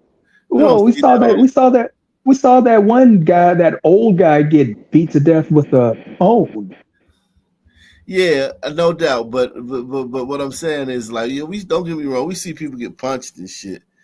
But like, dude, just walking with, like, that means the guy had to be walking with the baseball bat. He had the baseball bat, so he's walking. He's just out in public with a baseball bat, and he just picks a random white guy who's with somebody and beats him to death and just runs off and gets away with it. Yeah, the getting away with it, that's kind of crazy, but the action. That's a hell of a way to go, isn't it? I mean, think about it. That glider's, like, his life, right? His story. The ending of it was literally, you could write in his book, killed by some random sunward with a bat. Telling you. The end. I'm telling you, man. It's just, yeah. But I mean, when I say we don't see it, we just don't see it with baseball bats. That's what I mean. Like, well, one of the suspects charged. The Bat Memorial. Right. Well, one of the suspects charged in the brutal beating of an off-duty NYPD officer made his first appearance in court today. 23-year-old Wayne Lucas is facing several charges, including attempted murder. Investigators say he and 23-year-old Tavian Hargrove not only shattered several bones, they left an imprint of a sneaker on the officer's face. Eyewitness News reporter Marcus Solis is in the Melrose section of the Bronx with the very latest on today's Michael Brown. And Liz, in court, it was disclosed that that officer is still suffering from vision problems as a result of that attack. As he recovers, his fellow officers today flocked to the courthouse in a strong show of support. How do you plead, guilty or not guilty? Not guilty. Wayne Lucas entered his not guilty plea inside a courtroom packed with police officers, the same cops who minutes earlier stood in stony silence as the suspect was led into the courthouse. The 23-year-old is accused of beating and robbing an off-duty officer in Parkchester last month. The attack captured on surveillance video continued, prosecutors say, even after the two suspects realized their victim was a member of the NYPD. He went and he put a knife to his throat, knowing he was a New York City police officer, punched him in the face repeatedly and left him to die on the street. Last week, Officer Chowdhury Nafees was released from Jacoby Hospital, though he's still facing a long road to recovery. In court, prosecutors described how Lucas and an accomplice allegedly stole the officer's wallet, phone, and loaded service weapon while inflicting serious injuries. The 27-year-old was stomped in the head during the assault. So hard into the ground that over a week after this robbery, he still bore the shoe print in his face. He has vision loss at this time. He had multiple facial fractures. Lucas was extradited to New York after a U.S. Marshals task force arrested him in Virginia. Prosecutors say at the time he was wearing a wig in a failed attempt at hiding his identity. You attack one of our police officers, you attack every New York City police officers, and we will stay united until justice is served. Also disclosed in court is the fact that the officer's weapon, which was stolen during that incident, has yet to be recovered. Now, much of the officer's wrath also aimed at the other suspect in this case, 23-year-old Tavion Hargrove, who is under arrest, but he remains in Virginia as he fights extradition back to New York. We're live outside Bronx Supreme Court. Marcus Owens, Channel 7, Eyewitness News. Yeah, I mean, Down to the latest on the man charged with murdering United Healthcare CEO Brian Thompson in cold blood. I mean, it goes back to that bullshit narrative that some men are like tiptoeing around cops, right? It's a bullshit narrative. And we saw in 2020 the culmination of that bullshit narrative, right? Where all these glider liberals, they were under the impression that cops were just beating on some people for no reason. They were not beating on some people at all. Nah. Unless they needed it, of course. Exactly. Jeez. Oh, hold on. I gotta go out and come back in. Like this one right here, for example, he needed it. This somewhere that did that.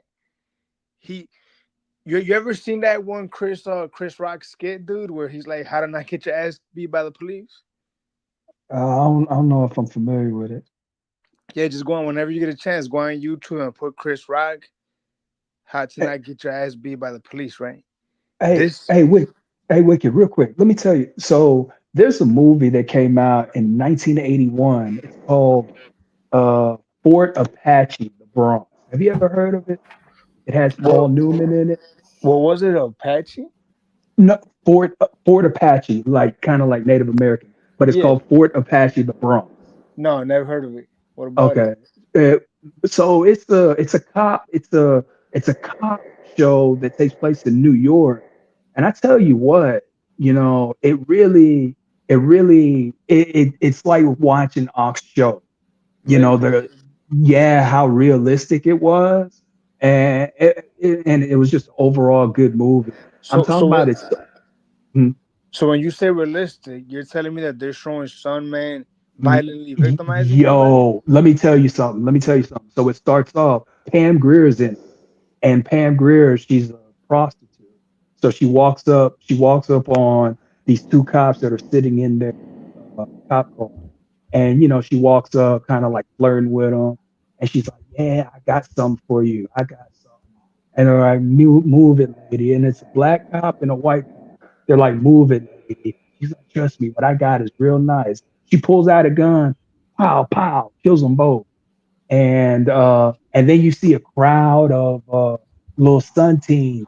They're like creeping up on the cop car, because it just happened. And they just come out there and they take the gun, they take the badge, and they take everything up out of the cop car. And they just run away laughing. And that's like the intro of it. Wow. But it's strong.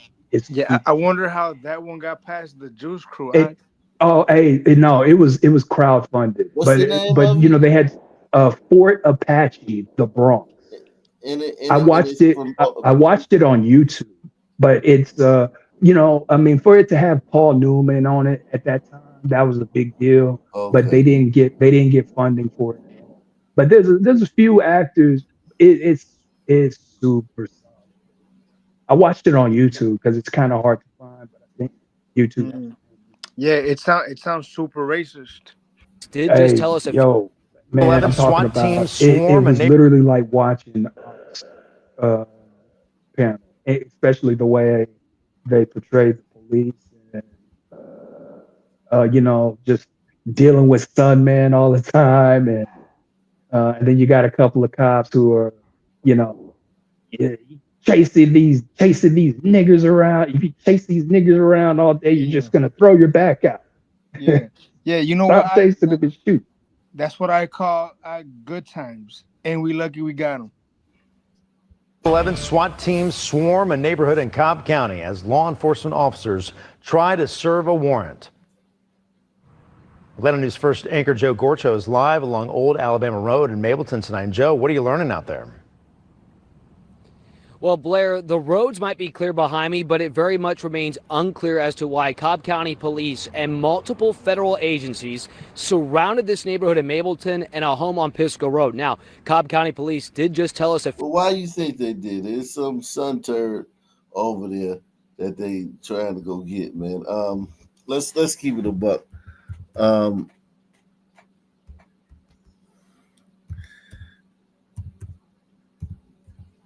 Yeah. The only sundown town is in a black neighborhood, man. The only place where you can't, as another race, as another race, have to be worried about people of another race harming you in their neighborhood is black people. The only ones. You can go in an Asian neighborhood and you don't have to worry about Asian people harming you. No, not at all. They might be rude, I guess, if that, but I think the white people call it no-go zones. Yeah, exactly. The Cabrini Green Project is what public housing has come to symbolize in Chicago for more than a quarter of a century. But in an effort to disperse the city's poor, who are mostly black, the new public housing proposals call for construction of duplexes, two-story townhouses, three-story apartment buildings, all to be scattered in the predominantly white areas of Chicago. This lot on Kaminsky Avenue is one of 275 sites identified under federal court order by the Chicago Housing Authority for low-income families. It would have a duplex on a street of single-family homes, and the homeowners are obviously upset. Did you hear that? Yeah. Kaminsky and what? I don't know. Can you replay it? The Cabrini Green Project is what public housing has come to symbolize in Chicago for more than a quarter of a century. But in an effort to disperse the city's poor, who are mostly black, the new public housing proposals call for construction of duplexes, two-story townhouses, three-story apartment buildings, all to be scattered in the predominantly white areas of Chicago. This lot on Kaminsky Avenue is one of 275 sites identified under federal court order by the Chicago Housing Authority for low-income families. It would have a duplex on a street of single-family homes, and the homeowners are obviously upset. All I got to say is, all the do-gooders, all the people that are always telling us what to do, they don't practice what they preach. Why don't they go over there and put them by their neighborhoods? They won't do it. They're always... Because they know they put them niggas in their neighborhood. I'm familiar with this area, right? And you could already imagine how it turned out. So yeah, literally, you could already imagine. So this is like a stone's throw away from Midway Airport, right? In a neighborhood called Leclerc Courts. They built this projects in there, right? And they were there for decades. They tore them down now. They're gone now. They flattened them, right? But so you could imagine the crime rates around those projects dropped drastically, right? These sunmen were creeping out of the projects and robbing people, burglarizing shit, right? The houses around, like these houses here, they became some people, but those some people were like not necessarily bad. Some people, they were kind of normal, you know what I mean? But the projects, they were struggling with the projects themselves, you know. So now they tore them down, but now our son mayor and them are they're gonna rebuild them. They're gonna rebuild them, and you know it's gonna be this whole. It's idealistic, right? It's gonna be different this time, right? But we all know it's not. Oh man, salute to Nick Colati, man. He says, son man, what you gonna do? What you gonna do when they come for you? I love that song. Yeah. Yeah, it was bad. Man. They were violent, some man too, man.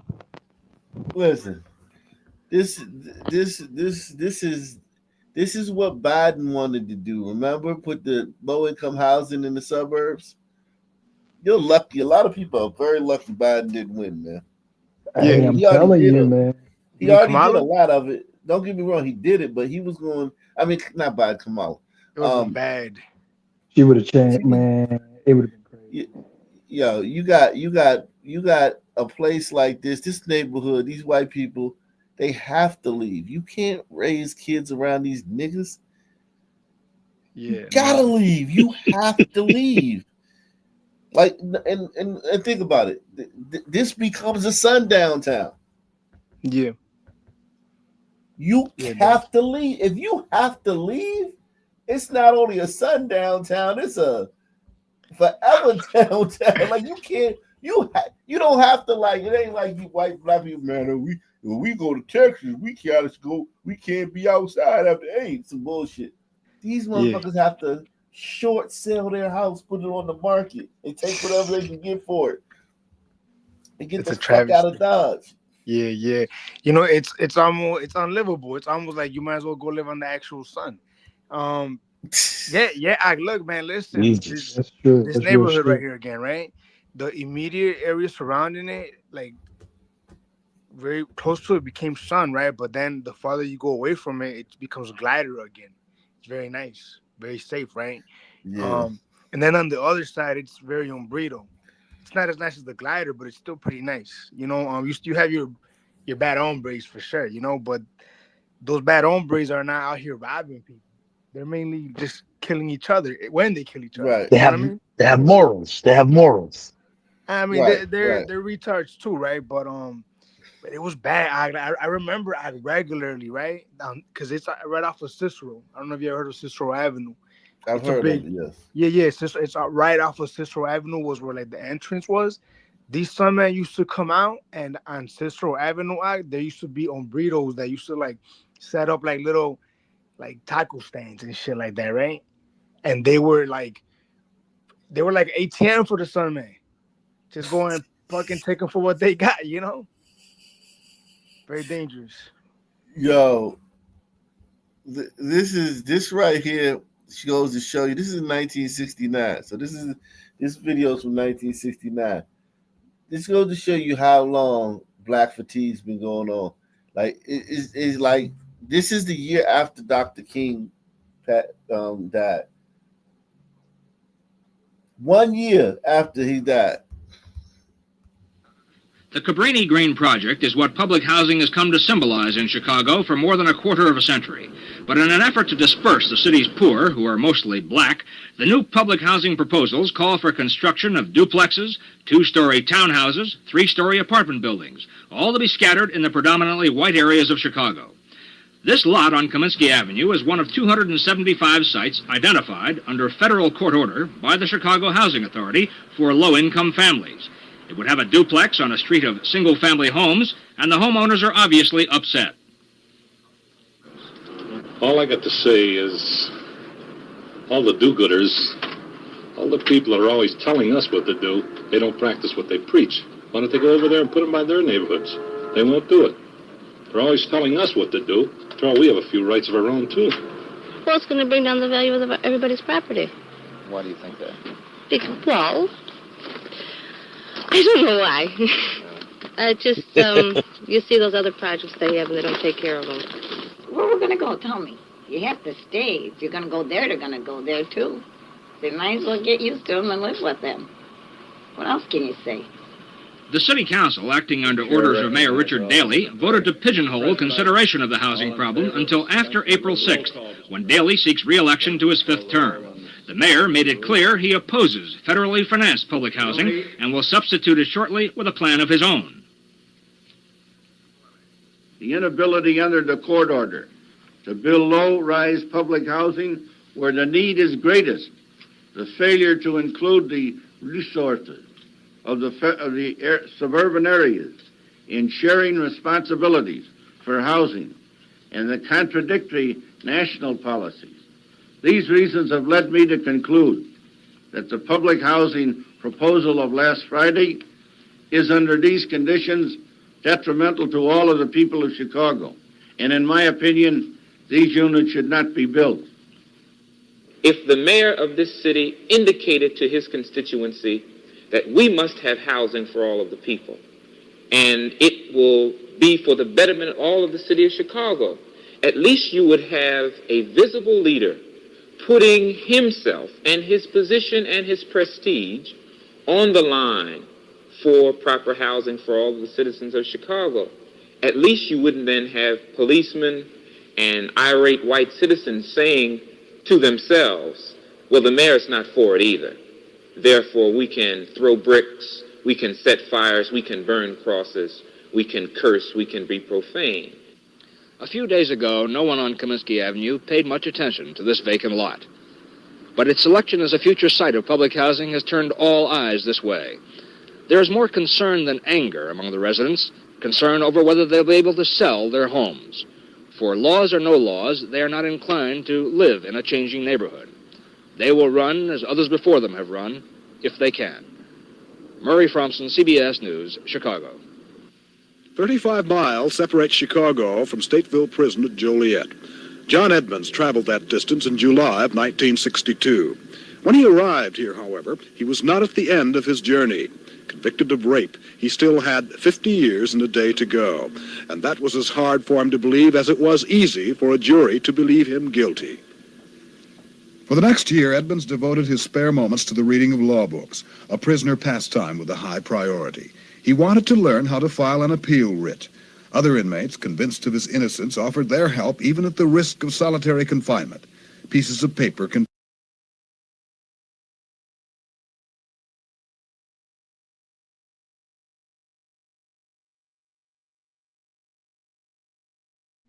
You're on mute if you're talking.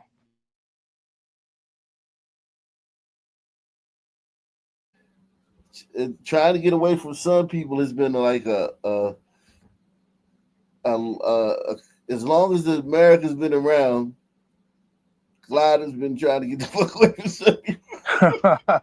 Except for the one lapse of judgment when they brought him over here. Yeah, but even then, it's only like 5% of Gliders actually own slaves. Yeah, because you had to be like, you had to have money for that, money and shit like that. It's like, wow, golly, man. Jesus. Yeah, you're right though, man. There must have never been a day in American history where that wasn't the case. Just trying to get the hell away. But I think that there's never been a case where the glider, felt like, well, we got to help these Negroes because if we don't, then who will? You going in and out. Yeah, it kind of couldn't catch that. Like somebody said, Brazil, certain Latin countries have done a better strategic job with Glider and Son. So, how so? Or I can't imagine. Umbritos. No, look at Brazil. Brazil's done a good job. They just don't put them in political. They've done a better job as far as politically wise. What do they got that thing they call cleaning the race or something? It's like some kind of exactly. Well, what about living wise though? How have they been doing as far as living? The sons over there don't really act up like that. Just like the Brazilians. They act up. Don't get it twisted, but I'm just saying it's not as severe. Because they still got Umbrito in them, I guess. Well, I don't know. It's just like misinformed gliders that didn't know. To be honest, when Haiti had their freedom and everything, Haiti messed up by doing this. See, Dominican Republic had the only reason why they had beef with us. We tried to enslave them, and that's where the beef was the problem. Because they're like, listen, let's get together. Because once I was okay, you trying to enslave another country to make them pay the reparation. That's where the beef started. So when there's some countries that come to mind that they have a very strong sun, like an Afro like section, right? Like Brazil, Colombia, maybe Venezuela. Mm-hmm. Those might be the only Venezuela. ones. Cuba And Ecuador. Ecuador too. They have a lot. They have a lot of sons. Look at the football team. You're right. What are you talking about, man? I've been there. Yeah. You're right. I do be seeing like brother-looking Ecuadorians, right? But other countries don't really have. Like in Mexico, it's almost. I don't know. I don't think they have a son like crime. They have that one city. But now it's known. But before they hid that city. In Mexico. Yep, it's one little small city. Huh. But what I'm wondering is how have they housed how's the housing situation? Is there The house. redlining in Brazil? You So know? I went to that village part of I went to that village part of Colombia where it's a lot of suns. It's the infrastructure is terrible, but they do live in harmony. Really? So they're not like killing each other like that. Interesting. A lot of they're killing each other, but more salsa.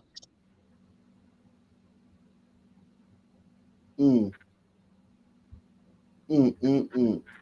Um,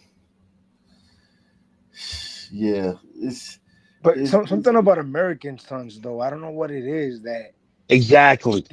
they just what is that one son word call it? The Manjara spirit? Maybe it's that. The Tariq Nasheed, right? He calls it the Manjara. Maybe that's what it is, man. Hmm. Cause look, man, no one can deny it or whatever that the Sun man, they do have a swag, right? They have a confidence about them. They have like a careless demeanor, right? But that translates to carelessly killing people, you know? Mm-hmm.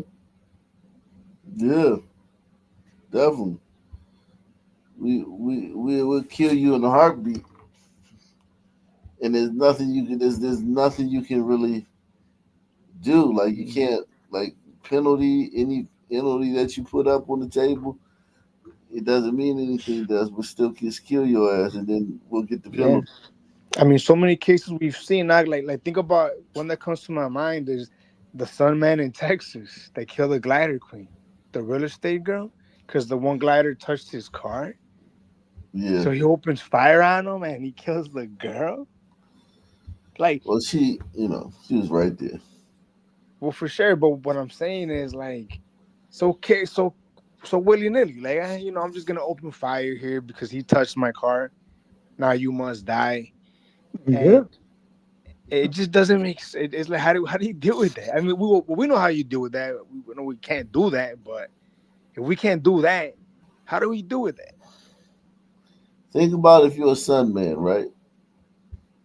Think about if you're a Sun man and you're riding around with a fucking gun on your lap, and you driving down the street, and some white dude is like in the street. And he like runs his hand against the side of your car, and in the driver's seat is another thug ass nigga that and Yeah. and it's like, yo, you don't got no choice but to address that like with force. The streets are watching. Yeah, exactly. Yo, that is crazy, dude. And then you ain't got caught yet. Probably got about a couple other bodies on you. Ain't nobody said nothing to you yet. Right. Right. I was gonna say that the Sun Man with the bat, there ain't no way that's his one and only kill. No way. No way. No way. Sunmen get away with a ton of shit. Yeah. A ton of He's shit. killed. He's killed a sister too. Yeah, and the thing about those Sun men is they think to themselves that their time is coming so soon. They think they think, man, I'm on my way out. I ain't even supposed to be living this long. So it's like they extra. Yeah, you cut it out pretty bad, bro. I'm Yeah, you cutting up bad, Joe. Yeah, like, it's seeing all these what do you call it, documentaries. They documented this shit yeah. pretty extensively. Yeah, unwittingly too. They unwittingly showed us what we already know here anyway. That all this narrative of it's all bullshit,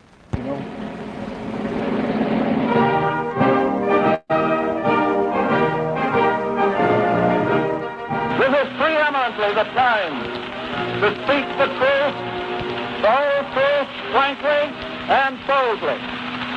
A desperate group of United States Army veterans marches to Washington and demands the bonus promised them. The United States Army repels the ship of Colonel Douglas MacArthur. Tons of food are dumped into rivers while hungry people look on. The year of her birth, 1932, was a year of bread lines, shuttered, deserted offices. The wind. Yeah, man. They chronicled they chronicled this shit very well, man. Sons can't lie anymore and say they were treated some kind of way. You know, There's it's no way you incredible. can. Yeah, it's incredible, Og, how these gliders are villainized for leaving, right? What are they supposed to do? And they're the stray bullets, and they're the loitering, the menacing stares, the eyeballing, and they're their daughters getting harassed by these son words. What are they supposed to do? Their sons getting beat? Fuck no. Let's see some of these um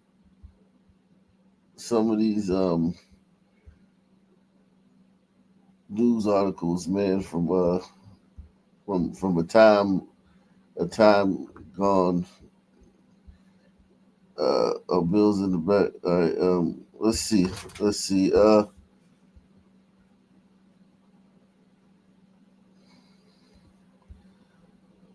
this one. All right, here we go. Is that it?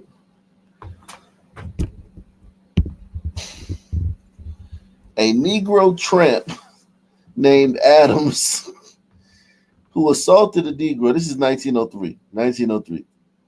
A Negro tramp named Adams who assaulted a Negro woman near Lake Butler, Florida, was captured by a mob of Negroes and lynched in Santa Fe Swamp. His body was cut into shreds by the mob. The lynching was carried out by Negroes entirely.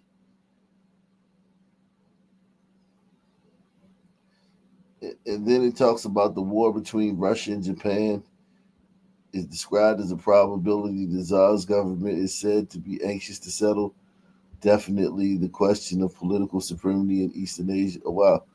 The Tsar, so that's before the Russian Revolution in 1918. Yeah, this is 1903.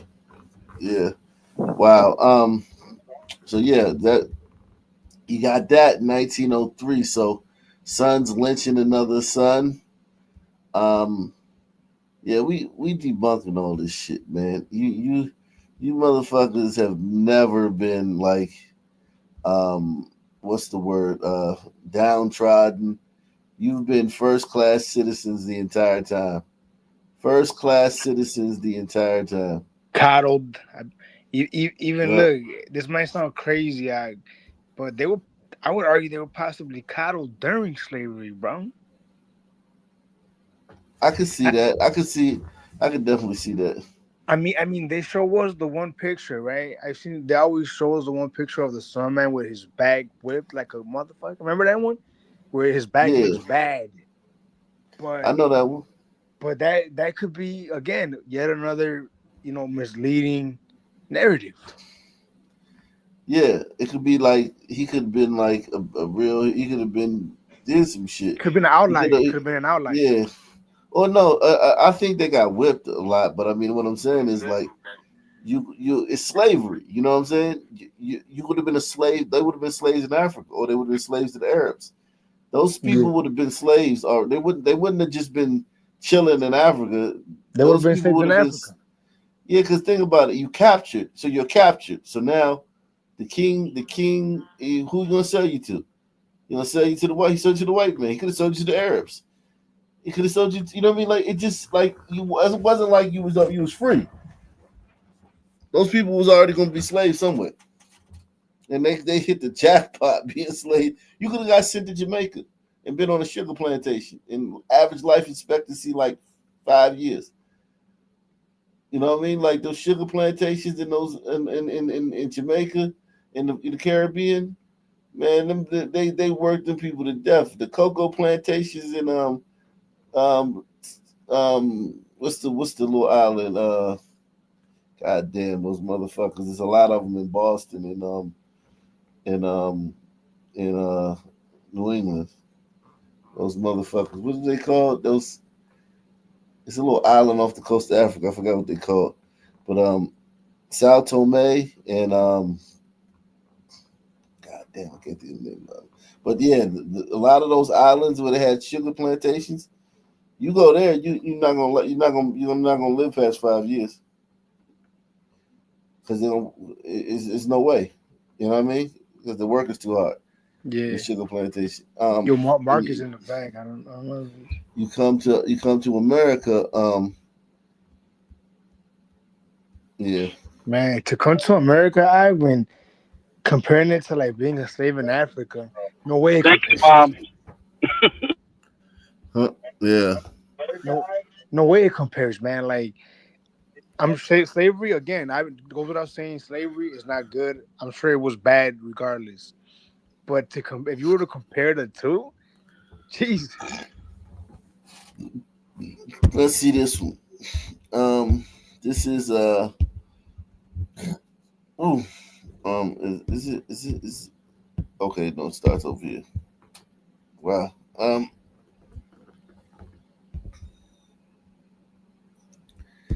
It says Evansville, Indiana, terrorized by a mob that broke into a jail to lynch a Negro. Governor orders out militia. 7 persons killed and 21 injured in a battle between the militia mob. Okay, all right, here we go. It starts up here. All right, my bad. Okay, lynchings. This talks about lynchings. Okay, they had a whole article. They had a whole section. Salute, man. Make sure y'all support the channel, man, guys. You can support the channel via PayPal, Cash App, or Super Chat. You can take the challenge, take the pledge. Salute to Barry B, man. Barry B is in the building for I don't know how many consecutive nights, man, Right. but salute to Barry B. Salute. Yeah, you're not gonna get this education even in the university. Nah. Listen to this though, man. Listen to this. This is they have a section in the paper for lynchings because that's how common it was. This is 1903. And this is Georgia, I think. Let's go. All right. 2 unknown Negroes, one of whom killed Sheriff Reese. A lot of these stories, they killed the sheriff. You notice that? Well, he was the one standing between the crowd and the person that needed lynched. Yeah, but no, I'm saying the original assailant who was being lynched. Like blacks killed a lot of cops back in those days. Oh, they're gonna say that he was racist. He was a racist cop. It says 2 unknown Negroes, one of whom killed Sheriff Reese near Briarfield, Alabama. John Hollins, Negro, near Drew, Mississippi, charged with attempted assault. That was on January 10th. On January 14th, O'Neill and Charles Tunstall, Negroes, at Arlington, Texas, murder. So these are the people that were lynched. So on the 26th of January, Joe Thomas, a Negro, was burned at a stake near New Orleans for murdering the Sheriff Curry. So that's just, that's 2 sheriffs dead. Sheriff Reese and Sheriff Erie. Sheriff Reese in Alabama and Sheriff Erie in fucking New Orleans dead. And we in January. January 31st, C.A. Subrilovsky, a Russian miner who had worked during the strike, kicked to death at Wilkes-Barre, Pennsylvania. So that Russian guy, he got fucking beat up for being a scab. KB's in the bag. Yeah, he got his ass kicked, scab. That dude kind of reminds me of the the guy with the bat from 98, Yeah. 99. A lot of people remind me of that guy with the bat. Skill. Right. Salute to we got Lee Hall, colored, at Wrightsville, Georgia, for shooting Sheriff Crawford. God damn, that's 3 sheriffs that been killed. Damn. No, man, that's crazy. Frank Brown, Negro, at McDade Station for shooting a man named Connell William Fambro, colored, at Griffin, Georgia, for insulting white home. Okay, so that 2 got listed. Insulting a white home, is that what they said? Yeah, I don't know what that means. March 9th, Henry Thomas, a Negro, near Parrish, Florida, for attacking a 10-year-old girl.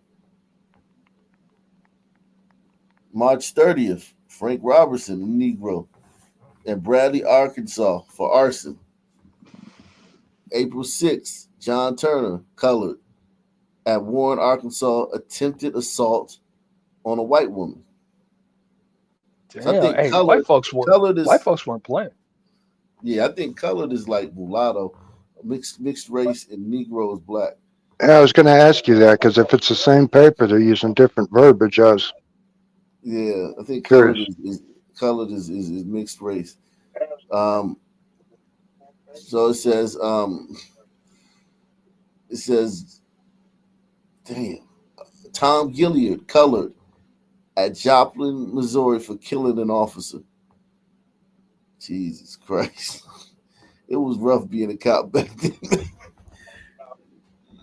You just would never think that black people would be killing cops in that age. Just given what we know, The way they make it seem, right? Given what we've been told. Yeah, it would be the last thing a black guy would do is kill a cop. But knowing what we know, not surprising at all. They paid for it. They paid for it. I mean, they got lynched. But it's like they still killing a lot of fucking cops, man. Well, they should have gotten lynched. Yeah. John Turner, colored, at Warren, Arkansas, attempted assault on a white woman. There you go. Gilliard, colored, at Joplin, Missouri, for killing an officer. Andrew Rainey, Negro, at Bainbridge, Georgia, theft. Alexander Thompson, a Negro, at Gurdon, Arkansas, for stabbing Dr. J.H. Guffman. 25, on the 25th of March, an unknown 17-year-old Negro near Santa Fe, Illinois, for attacking the 10-year-old white girl. Boom, there you go. Bob Bryant and Will Morris at Haynes Bluff, Mississippi, for the assassination of W.H. Legg. Washington Jarvis, white. Oh, here go a white guy. Washington Jarvis, a white guy, at Madison, Florida. He was accused of murder. That sounds right. That's the right ratio. Yeah, somebody got a lot of. Yeah, someone got a lot of background noise. If you can hear it, we can hear it. Moses Hart, Negro Desperado. Desperado. Mississippi, for shooting at Chief of Police Amos Randall, white, and Dan Kennedy and Holden Golden, Negroes, at Mulberry, Florida, for murder of a white man. Jesus, man. Yo, and it just goes on and on and on and on. Hey, look, all this time, the son man has been judged by the content of the character. Wow. All this time. Look at this. On July 5th, Evansville, Indiana. This is the one terrorized by a mob that broke into a jail to lynch a Negro. Governor ordered the militia out. Damn. 7 people were killed and 21 were injured in the battle between the militia and the mob when latter made desperate assault on the jail.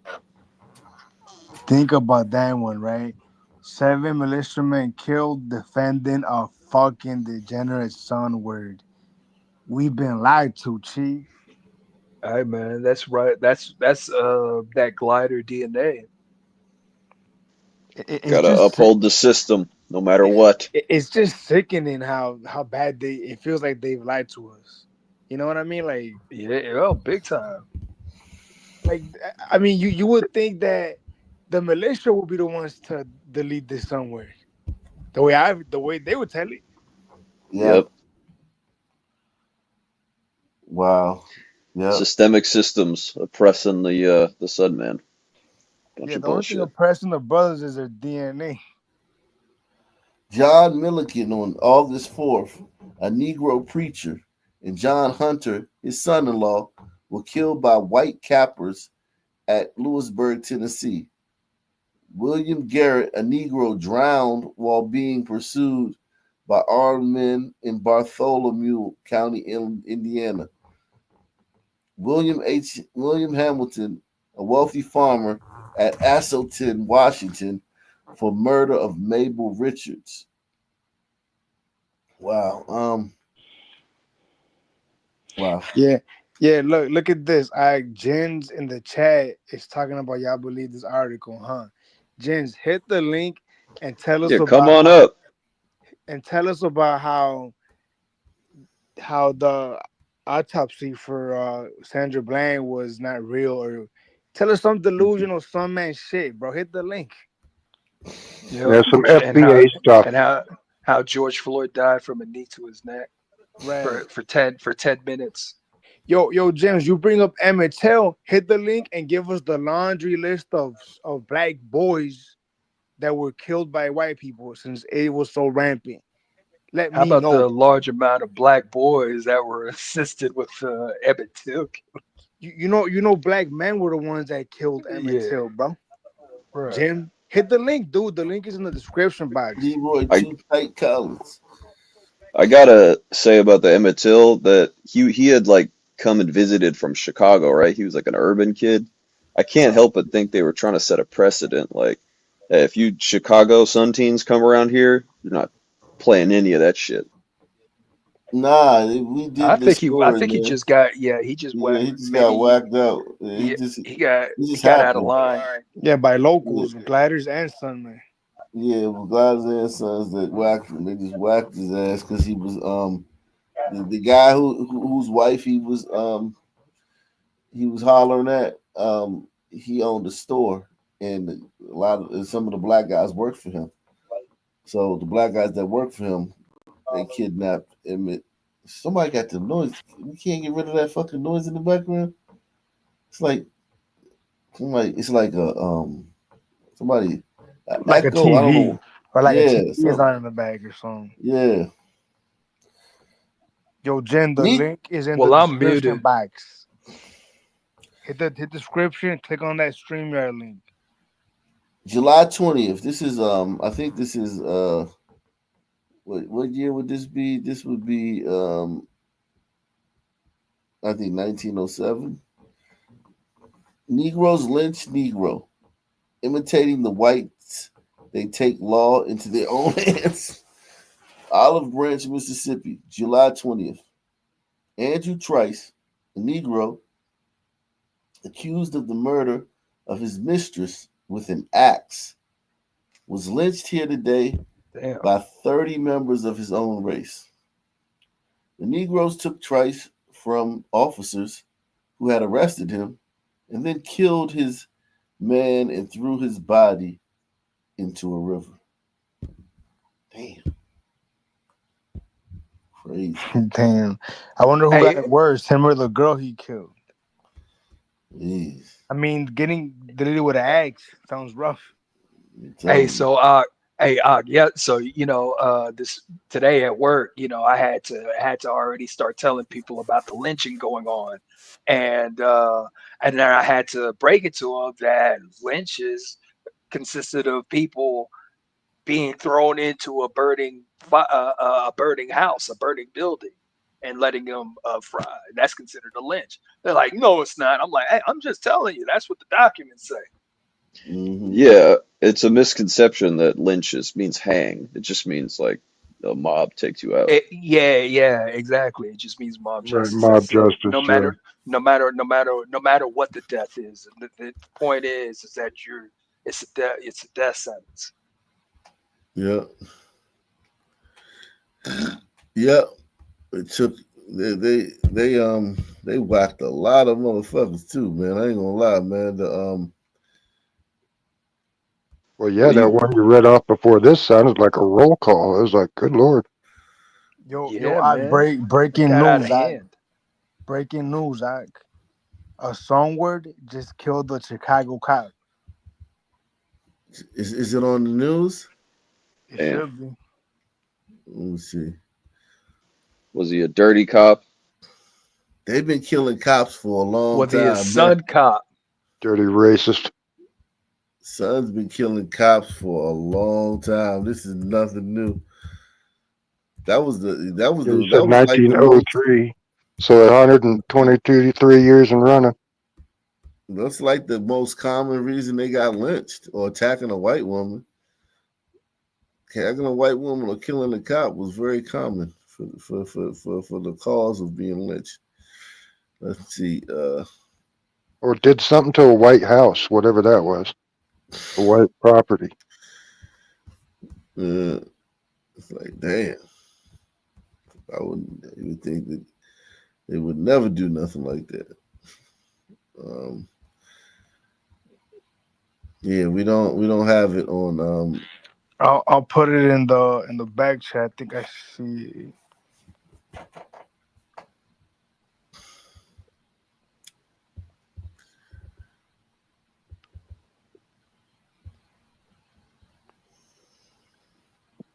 Yeah, I found it.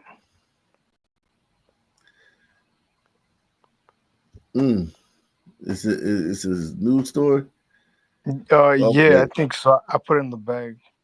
The hospital emergency room is on bypass at this hour as police continue their investigation, gathering evidence inside that major North Suburban Medical Center. This after that shooting around 8 p.m. tonight in the emergency room here at Evanston Hospital, which is near Ridge and Central in Evanston. Police say a hospital security officer was hit by gunfire and suffered non-life-threatening injuries. Officials say the shooter has been taken into custody and there is no ongoing threat to the public. Police say this all began when a 28-year-old man was brought to the ER around 7:45 p.m. for an unknown mental health issue. He then became agitated, and police say hospital security saw a weapon in his possessions. There was a struggle, and an unknown number of shots were fired, and that's when that security officer was shot, and that man was taken into custody. The shooting drew a massive law enforcement response over concerns that there could be an active shooter inside the facility, and officials say the hospital was placed on lockdown.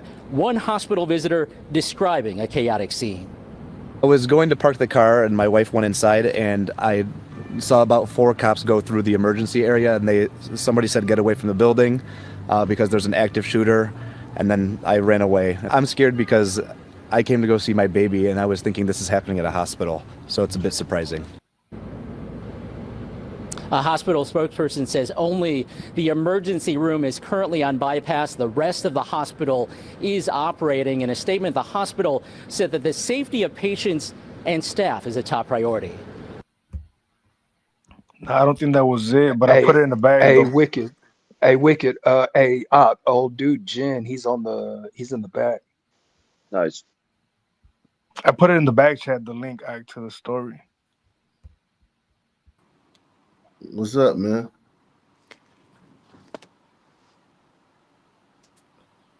Go ahead, man. What's your thoughts, man? I'm not sure if you can even hear me, y'all. We hear you. Oh, We got okay, you. I bet. We got you. All right, dude. Look, you can at the very least possibly provide a link to some of the things that y'all are, I know it's kind of hard, but to at least provide some sort of source to what you guys are talking about. Because I don't have a single problem, but you can't necessarily believe that you Hold on, you can't believe the article written the day it happened, but you could believe some nigga talk some like Doc I got a Lamar or question. somebody saying something about it 100 years later. I wouldn't necessarily believe him either. I But like the truth, you know? I don't really Okay, care. but hold on. I gave you the article the day it happened. What you have to explain why that's not. yeah, I'm not And you s- stutter uh, you stutter let I'm me. too. not So like, saying they're lying. I'm not saying what I am saying is I'm amped to not necessarily believe them from a racist perspective and them trying to twist a story. What do you Okay, mean but racist what perspective? story? Like none of those. The laundry list. It was just like minute details. It wasn't a story. So like, what is it about the whatever you're reading, So whatever the Ox white showing? What is it? journalist Hold that on, hold on. created and Stop printed talking. that out, you don't think that there was some sort of, and I have a stutter, bro, so Some sort of what? propaganda. Look at the bad Negroes and look at all the shit that they, man, bro. You know, we could just watch the modern day local news for that. Hey, Sure. do you listen to Ock Nation? Yeah, yeah, I do. How long? For how long? I've been listening to him now for maybe 2 or 3 years. Okay. And so you find the what these people are accused for of, you I find have it hard zero to clue. believe? I, Wait, hold on. You've listened to Ock for 3 years, right? okay. And you're saying that you have zero clue that that doesn't what the actions that it doesn't fit the Sun Man. I Yeah, what? 100% believe the actions fit the Sun Man. That does So not mean that the white folks were 100% truthful. But they're not spinning a yarn here. That was just literally a laundry list of an amassed number of criminals.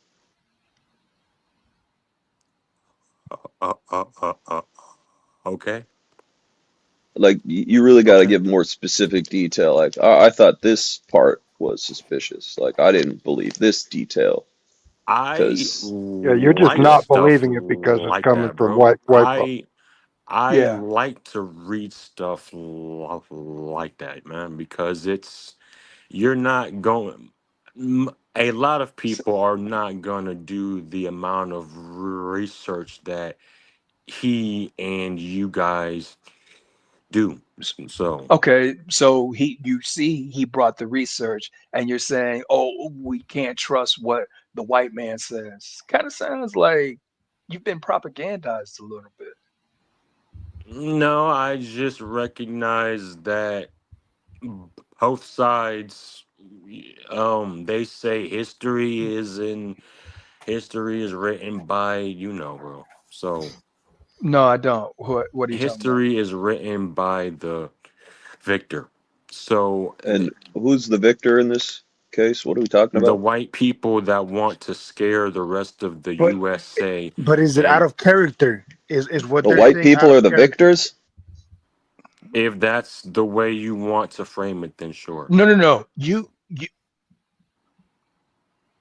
The people that were enslaved definitely didn't win shit. So, so I the Is it mean, out people of that are character? enslaved. Is You, the actions of these men that we described, is it out of character from what we see on this channel regularly? I don't know how often you're no, on it's this not. channel. It's not right. So then why are you doubting? Why are you ignoring your lying eyes? and why are you saying that they didn't win shit after slavery? What you talking about? So for They one, live for free. It was 40 Largely. years earlier. It was at least 10 years of Reconstruction.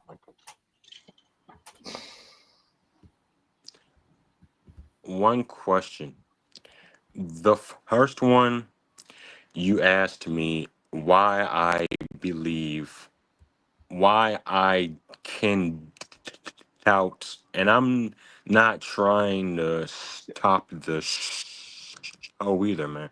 So, but um um I realized that the same people that can do some bullshit like attack a little white girl, I can believe that exists. I can also believe that there were a people who were propagandized to be racist,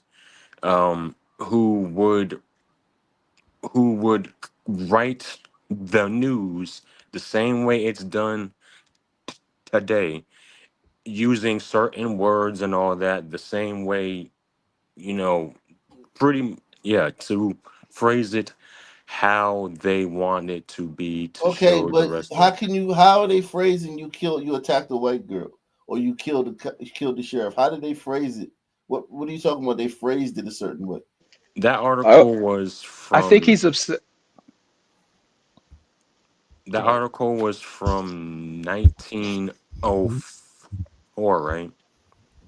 Well, a lot of them they from different years and different time, but yeah, the early 1900s. That was yeah. I mean, I honestly don't the same way. No, I don't really feel for a sheriff that unfortunately was propagandized to be Okay, man, you racist. trolling now, man. Let me How? you What? you think that a racist cop trolling, man. deserves to be shot? I don't say he deserved it. You kind of just said You that. just did. I And don't your have a fallback problem is everybody with else it is though. propagandized, but not me. No, Yeah. I Hey, can recognize hey, my how old are own. you? Hey, can you tell me how old are you? Yeah, you slowing the show down, man. I gotta move on, man. You like 26 is my guess. you Yes, How, stuttering like a sir, man. motherfucker and shit. And you just like, what the fuck, man? Um, let's all right. So like say so like let's read this one. This just an article. Trouble on excursion train. This is 19. Um, this is the early 1900s. Same time period. Trouble on excursion train. Okay. The Southern Pacific excursion from Crowley to Jeanneret Sunday was well patronized, and the fairgrounds were packed with people to witness the races Sunday afternoon. The excursion train pulled into Jeanneret shortly after noon without mishap, but on the return trip, things began to get lively. Just before the train reached New Iberia, a big Negro attempted to take possession of one of the Negro coaches, and a couple of officers were called to quell the uprising spirit. Like, so how could they phrase that? Like, how could they phrase that any other way? They're painting a picture for you. They're describing the Negro as big. The officers had to be called. I mean, okay, so let's move on. I think Jen is Deputy, upset because they said Negro. I think he I think prefers in the them to say chat here, scholar. bro, somebody, Amanda, said, "Who bullied you relentlessly about your stutter?" That didn't happen to me because it would have been a actual problem. Just because I stuttered don't mean I can't beat ass. I got But you, man. But so let me just You're move good, on for a bro. second. Deputy Sheriff C.H. Richard of Crowley and Detective Tom A. Porter I wish I of the was trolling. Southern Pacific Force responded to the call. Maybe I'm just slow or something, nigga. But So they're just describing what happened. I'm literally trying to parse out the because you're saying like they're biased and they're describing and yes, using certain word. Okay, I I'm perfect. I have to say, I think their language is very neutral. I think they did a good job of Exactly. that back in the day. I You Exactly. also agree. have to remember that this is time when a lot of people aren't educated, not just blacks. So you have to put things in very basic terms that people could understand. The educated people were very educated. and the other people were very not educated in a lot of Well, cases. it's supposed to be. The Negro continued under the impression that he could clean out the train and did not change his mind until he was hit over the head with a 41 caliber Colt in the hands of Detective Porter. So they ended up having to hit the black guy over the head with a pistol with him. They said that. I mean, okay, this is in the mix-up. Mr. Porter was cut across the right hand by the Negro. The Negro was turned over to the police at New Iberia when the train reached the city. Just as the train pulled into Cade, a rock was heaved through one of the windows in the first white coach in the train. The rock was thrown by a Negro standing on the depot platform, who broke into a run as soon as he threw the rock. So they got one Negro on the train when they're in fucking Generette, and he starts acting the fool. They call the police. The police come for him. He cuts the police officer in the hand, gets pistol whipped, and gets taken into custody. Then further along, when they pull in the cage, a nigga threw a rock through the fucking window. Another nigga standing on the platform threw a rock through the white coach, because remember, the coaches are segregated. So threw a rock through one of the white coaches on the train. I guess that would be the train car. That's just what happened. You think they made that up? You think that did? So you're saying that didn't happen, and they just said that it happened? It was a tennis ball, not a real rock. No, I mean he's trying to say like maybe it didn't happen. Maybe none of this happened, and they're just putting this in the newspaper to make black people look bad. Is that what you're saying?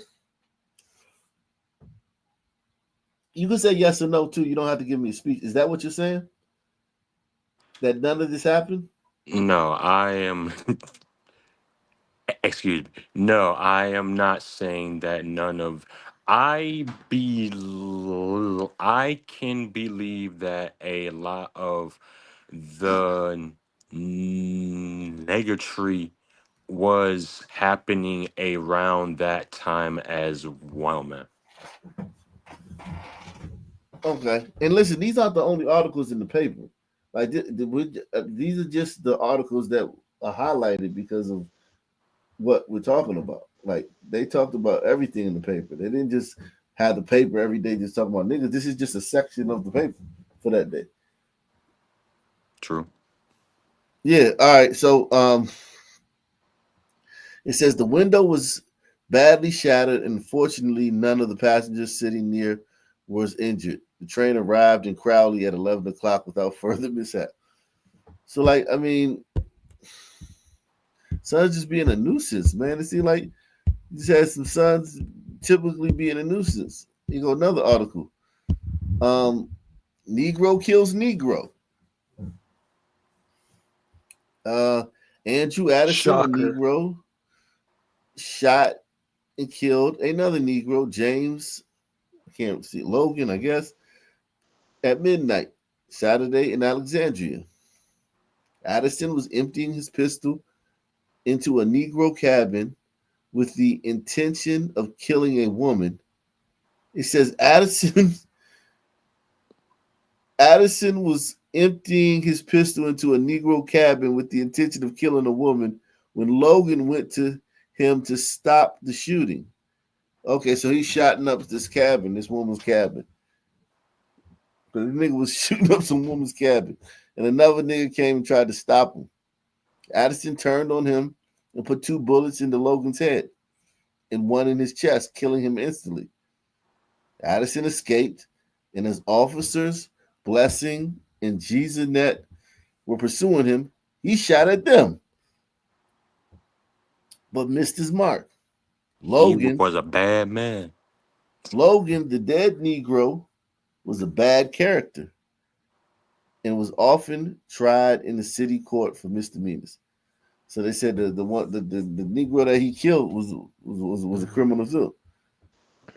Where do you get bigotry? Like you read this, we read this together, and then you said something about, oh, they were bigoted back in. Like why did that even come into your head?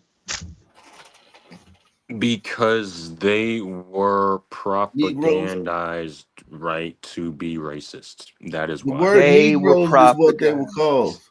The word Negro is kind of like is might be offensive, but that's what black people were called at that time. Well, It's not a they're not disparaging them by calling them Negroes. That's what Ki- black people were called. How are they propagandized if pretty much the only the media same source is way the fucking, that hey, chill out, you are is the not newspaper racist. they're reading. Like there's no social media, there's not even a fucking radio. You don't believe that this is probably more gonna go towards like more towards conspiracy talk, to be honest. So, and Well, but go no, in then. oh my God. Okay. I genuinely believe to have a the same way they wanted more white people to come over here, they had to That's stop not at really true. yes, They were How very old are picky. you? Hey, It 29. wasn't just all whites come in. 29? Yeah, man. I don't know. You seem a bit old, too old to be, you know what I'm saying, this far behind, but whatever. To believe what, man? That Well, you're it's just constantly a victim. you are the person that is propagandized when you are sitting here saying that white people are inherently evil and I don't walking believe along. that. Hey Oh, man, see, you're bro. you're speaking you're speaking that language. You're speaking that language, and you're sitting here talking about biases when we're reading newspapers of the time frame. These are actual articles, and you're sitting here coming in saying, "Don't trust these articles. These people are racist. These people were bred to be racist." Oh my God. I mean, what the hell? While being inherently racist. I'm I might as well be listening to I might as well listen to I some still Zios believe y'all talking would about listen, Israel's our greatest bro. ally. You would believe whatever they said. So They're Yeah, just like I giving said, us dude, plain you gotta facts. Well, you back you then you they you also had you a gotta snap law. out of there's it. a lot of plain facts that you can misconstrued and change it Then up. please give us an example. He's the one misconstruing everything. I These probably types, am. these types sit here and say everything that is going on, and they're just doing nothing but portraying their own insecurities and their own little crackpot I got a conspiracy question. theories upon everybody else. Jins, do you think that the crime rate, specifically within the Sun community, was lower or higher when this article was written? I wouldn't have a clue. I would say lower. It's a fair guess. Why do you think it would be lower? There were probably less blacks, and as well as What Do you know what per capita consequences? means? statistics can be screwed. But yes, I do. Yeah. So the total number of Suns wouldn't mean anything. Okay. But so Still, why do you my think why answer why is else lower. lower? Okay, so what are the reasons do you think it was lower then versus now? I know y'all finna say it's the DNA, No, no, but no, no. But I'm asking, why do you think sun crime was lower back then versus today? You said lower. So I tell me why you think it believe was it lower. was the culture, man. The culture? I What think the coming out Sun of Man's culture? yeah, I You're think saying that the the Sun Sun culture man was that was less enslaved that violent back learn then? I believe the Sun man culture that came out of slavery. Yeah, I do. You're saying that the Sun culture that got out of slavery was less violent. That's why there was less uh, Sun on glider crime. So Okay, so slavery helped. I thought you said black or sun on sun crime. No. Well, I'm talking about. I'm talking. No. I was talking about. I was talking about glider. I was talking about Sun on glider crime. Sun on glider crime. Yeah.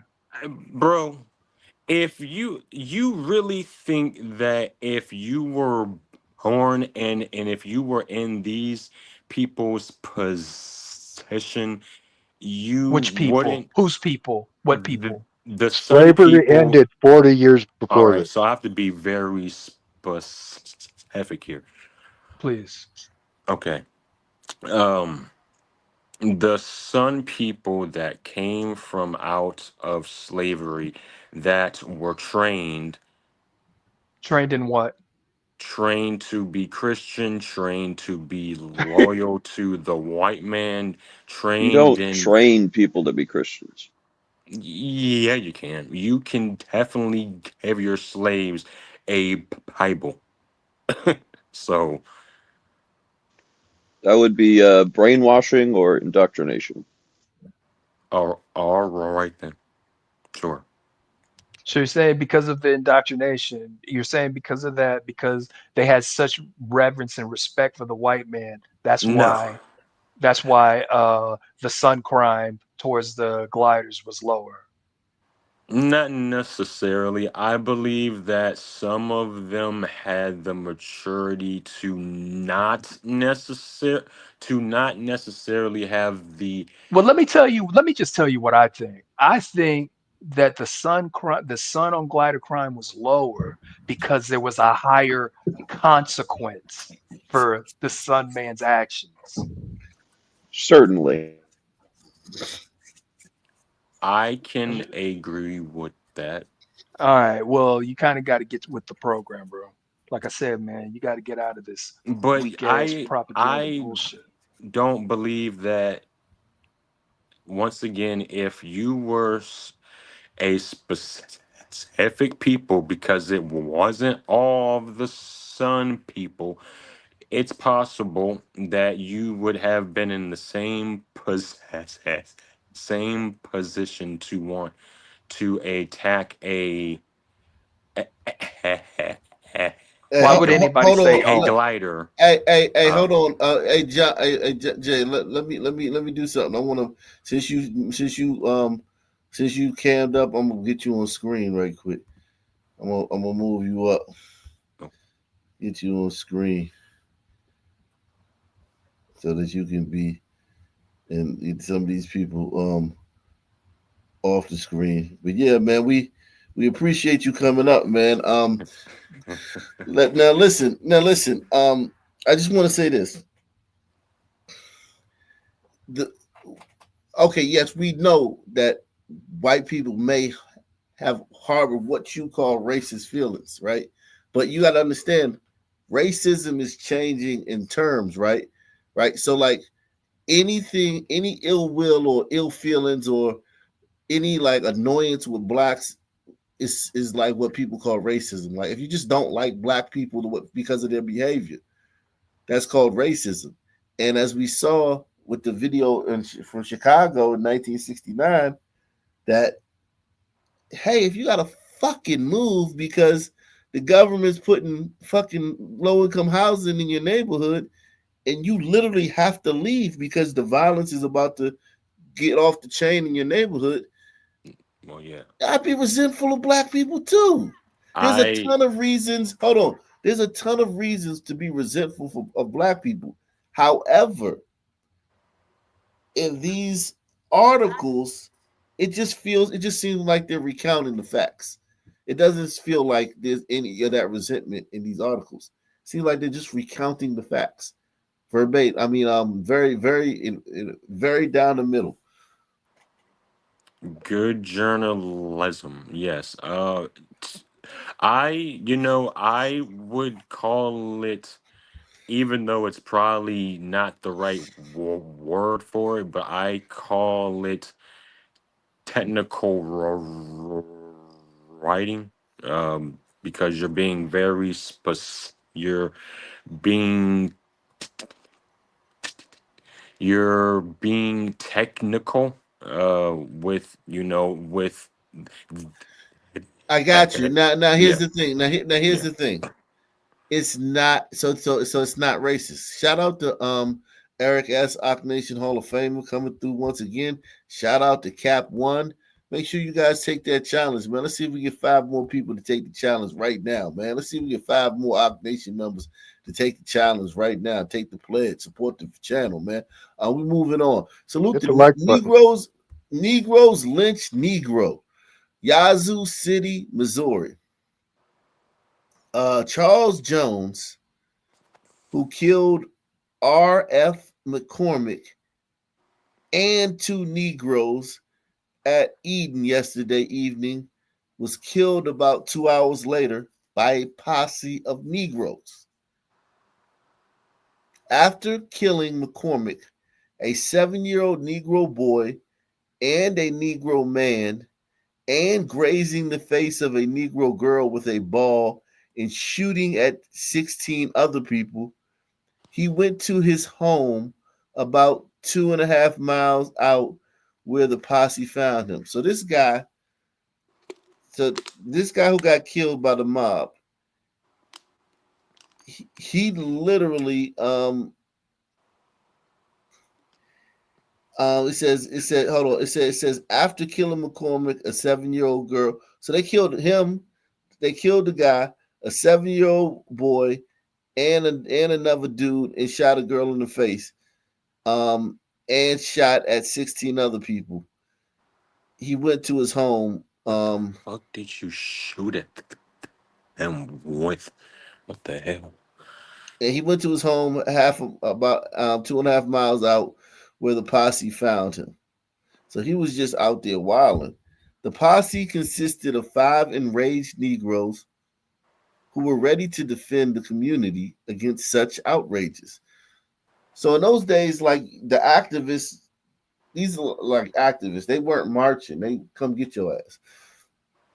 And I actually like this, man. I wish the niggas would go get these YNs instead of trying to all these programs. We replace this shit with programs and services.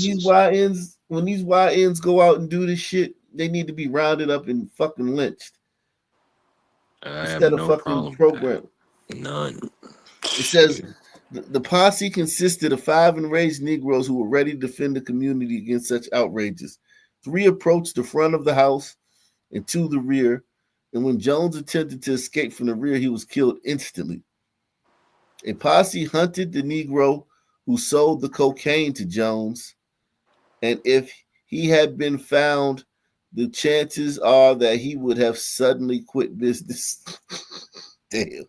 So they went to apparently the guy was high for cocaine. Apparently, the guy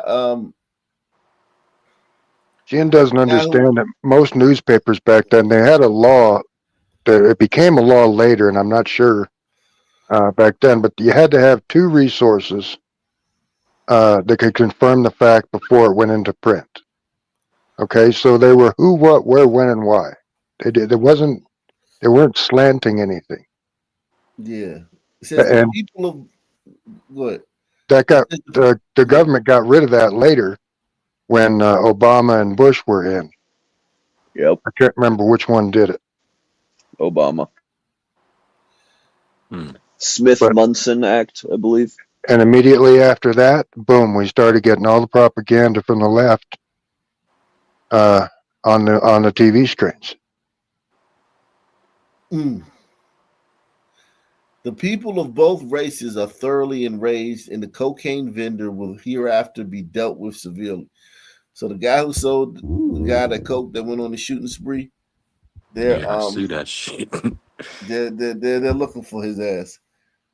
As of that point, as of that moment, they're looking. People in that town are looking for the coke dealer because they're gonna fuck him up. Um. So yeah, and that goes back to the birth of a nation type shit. Like the Sun Man off cocaine was probably something that was terrifying at that time. So new. Cocaine was so new. You know. Well, I the didn't abuse of it. I didn't realize that. I don't know. Well, it's either I forgot or I just didn't realize that they had cocaine that that that was being used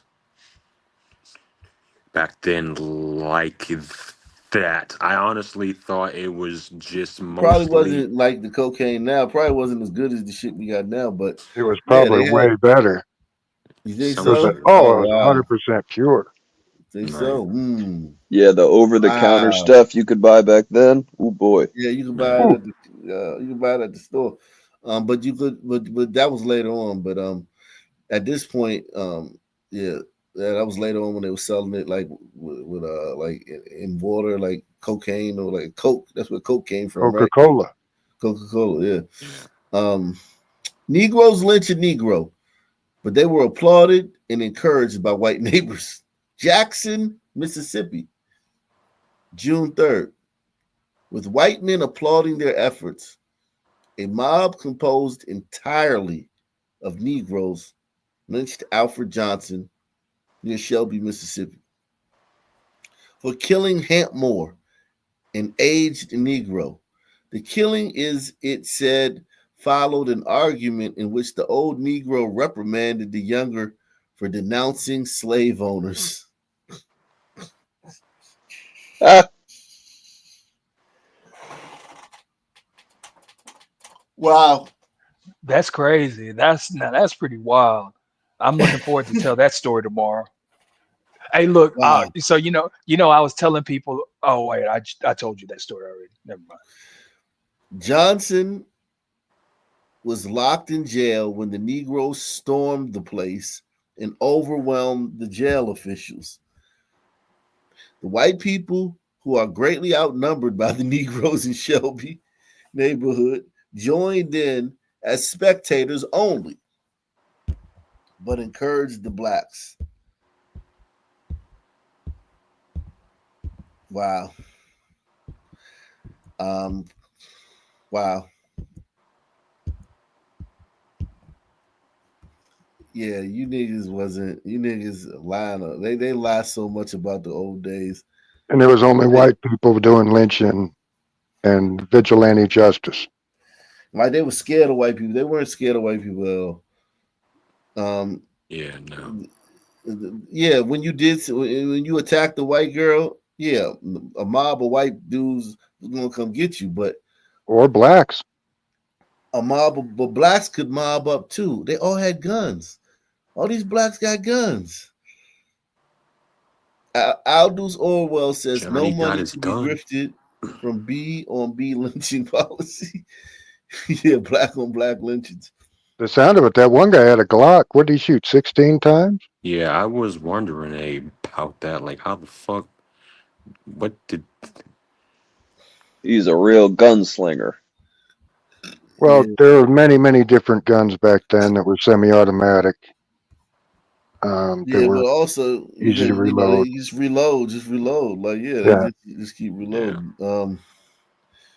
Let's go back to modern times. News this morning. Another arrest in a deadly shooting in Kingsbridge Heights back in April. The second person now in custody, also a Back to 13-year-old reality. boy. News 12's Brittany Cadet joins us now from the 50th Precinct with the latest on this case. Brittany. Yeah, Christy, good morning. This is another crack in a months-long case here that we've been following closely on 12. Now, just a few days after that shooting on University Avenue, police made an arrest of a 13-year-old boy, and now another 13-year-old boy is in custody for that same shooting. Now, police say that at the day of the shooting, the two were seen scanning the area before firing a gun. They were caught on surveillance video. A few moments later, they were seen opening fire on University Avenue. Margie Dowd and a woman were caught in the crossfire. And police say both victims were not the intended targets. The woman made a full recovery. However, Dowd did not survive. Wow. This comes as crimes involving young adults and teens continue to soar. This guy just walked. He got killed by a straight bullet. That's crazy. According to NYPD data from 2018 to 2024, the number of children under the age of 18 arrested with a gun increased by a whopping 136% in New York City. Shooters under the age of 18 went up 92%, and young shooting victims increased 81%. Earlier this week, Bronx officials said they have seen enough.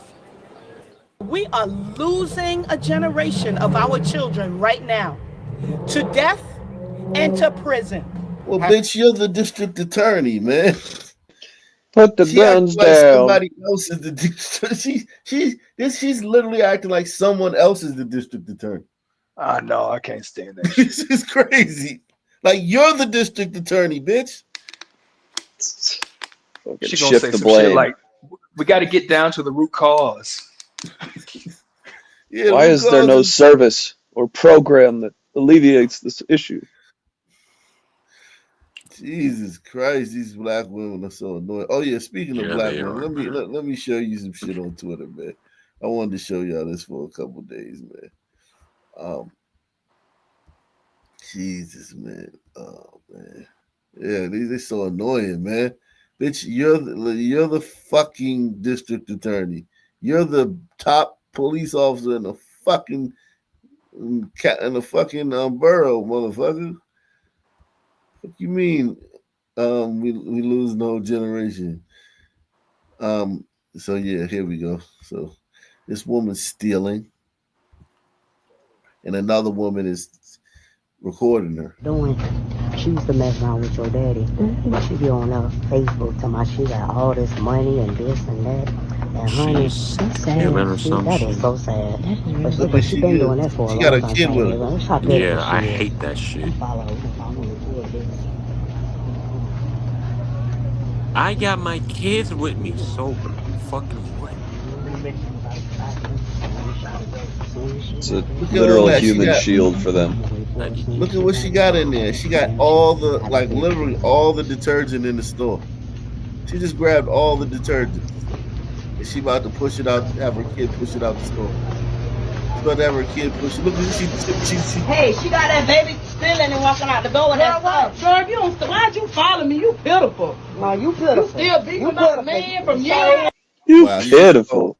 The whole hood gonna be going crazy over the man. We got detergent for sale, boy. She had the nerve to call somebody She hustling pitiful. fucking laundry detergent. Shit is crazy out here. Stealing and walking out the door with that stuff. Girl, you don't. Why'd you follow me? You pitiful. No, you pitiful. You still beating about a man from years. You gonna sure is. And get what? You going to stay out our business how we pay our bills. Stay out our business. You better go on follow me. You better go on follow me. Stay out our business how we pay our bills. She hustling laundry detergent. That's what I was thinking. She's probably selling those. What do you mean? She probably.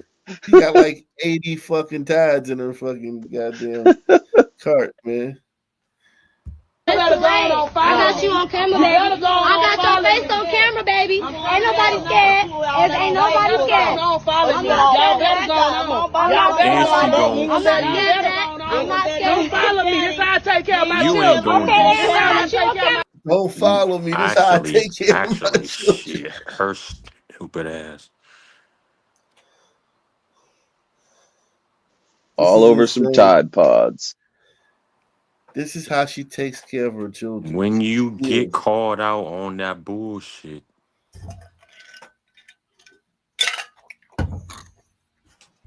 Everybody must I got you on camera. I got you on camera. I got you on camera, baby. I got you on camera. Baby, ain't nobody worried about that. You should have had that little girl doing that. But I ain't gotta walk out the car with stuff though. Okay, but whatever. you selling drugs out your house, Whatever. and you selling that food that ain't no good, get people sick.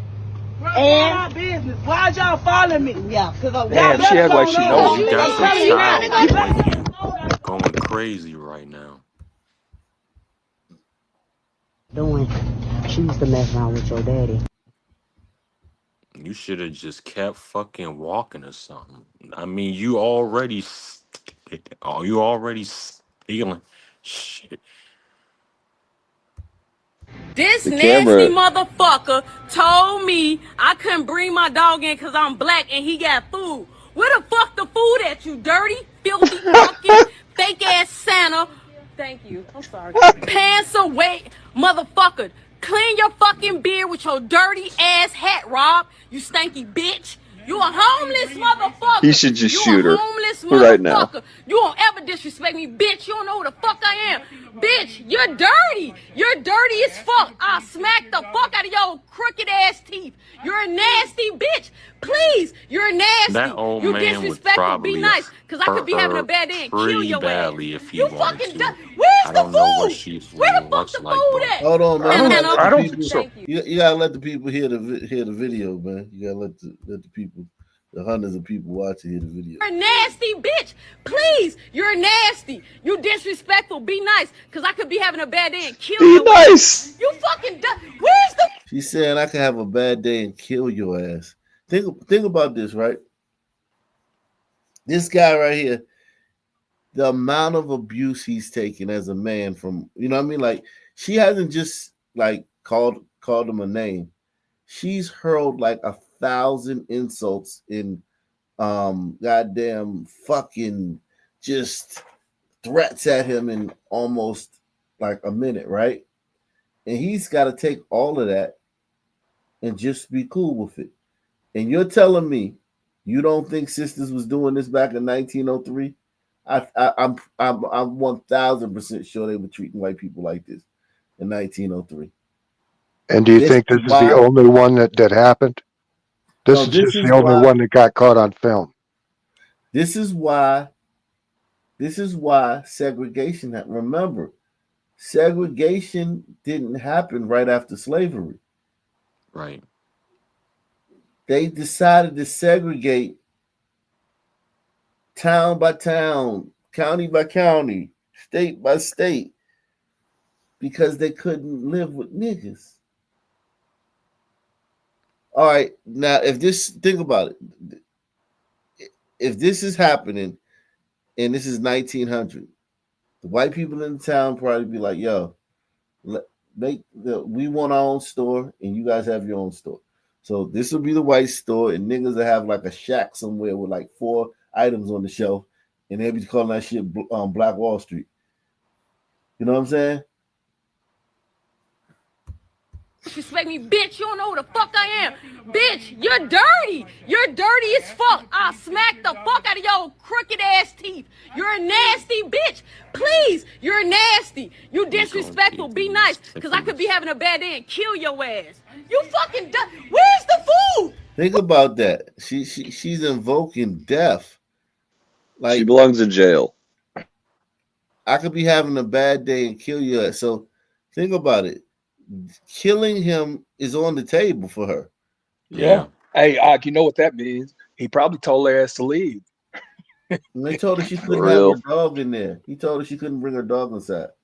Oh, okay. She's doing this because she can't bring her dog inside. Yeah, because the state has those crazy, pesky food laws. Yeah, so You they can't won't have. let her. Yeah, and so she's doing all of this, and she's ready to kill him. And here's the thing: she could call her son, man. She sounds like she's cute. She probably could call her son, man. It don't matter, but she could probably call her son, man, to come up there and kill this guy 100%. on camera, broad daylight. Well, she'd do it herself if she was having a bad day. She'll claim self-defense. She'll claim She's self-defense. just kind of loud. She don't want to be doing that shit. She could call a son, man. There's some son, man, who's somewhere who she could call and come down there to kill him. Throw his life away. Yeah. Now, if he took those threats seriously, like, and yeah, shit is crazy. I don't know.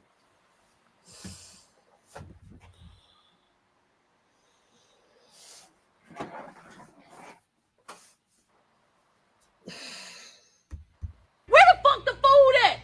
Where's exactly? I could have brought my dog in to get fucking swishes. Man, I ain't your fucking your nasty ass hands. Wash your hands, filthy bitch. Have a fucked up day, bitch. The fuck? You still being nice to her. Of course, to get fucking roll-ups. Right. Like they're just awful. They're awful people. What the fuck is that? I think that's a man though. That's a granny or some shit. So you got this fucking transvestite coming, touching all the food and shit. Coming Yeah, you got to throw all that. touching the food. You not only gotta throw the food away. You gotta clean all that. You gotta sanitize all that equipment. You gotta wash all that shit. But I'm sure they didn't do it. I'm sure they did. Got monkeypox all over Or they're that likely shit. not. Yeah, I'm sure they did.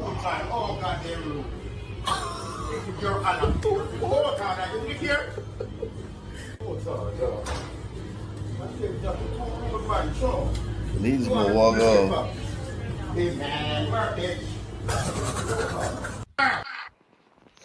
Damn. He acting like a black woman though. He trying to. This is funny right here. You know that they're doing the Asians are doing African textured hair now. Yeah. You seen that? Yeah, it's Yikes. It is what it is. Because everything is so cool, you know? Mm-hmm. Being black is so cool. I don't understand men having ladies' hair put in it. No, this is their hair. It's just they like crimp it up. I had to show you the tutorial how they do it. Hey, back in the 50s, Japanese women used to perm their hair. I didn't know that.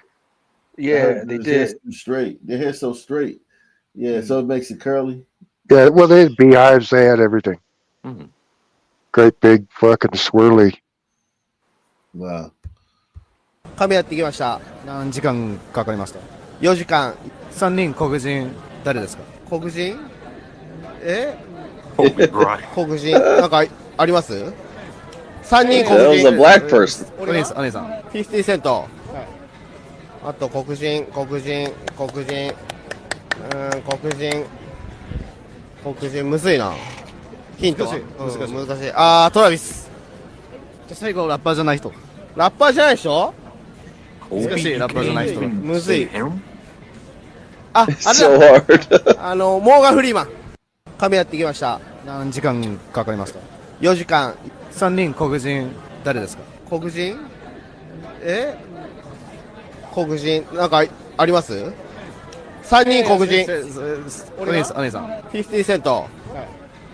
あと黒人。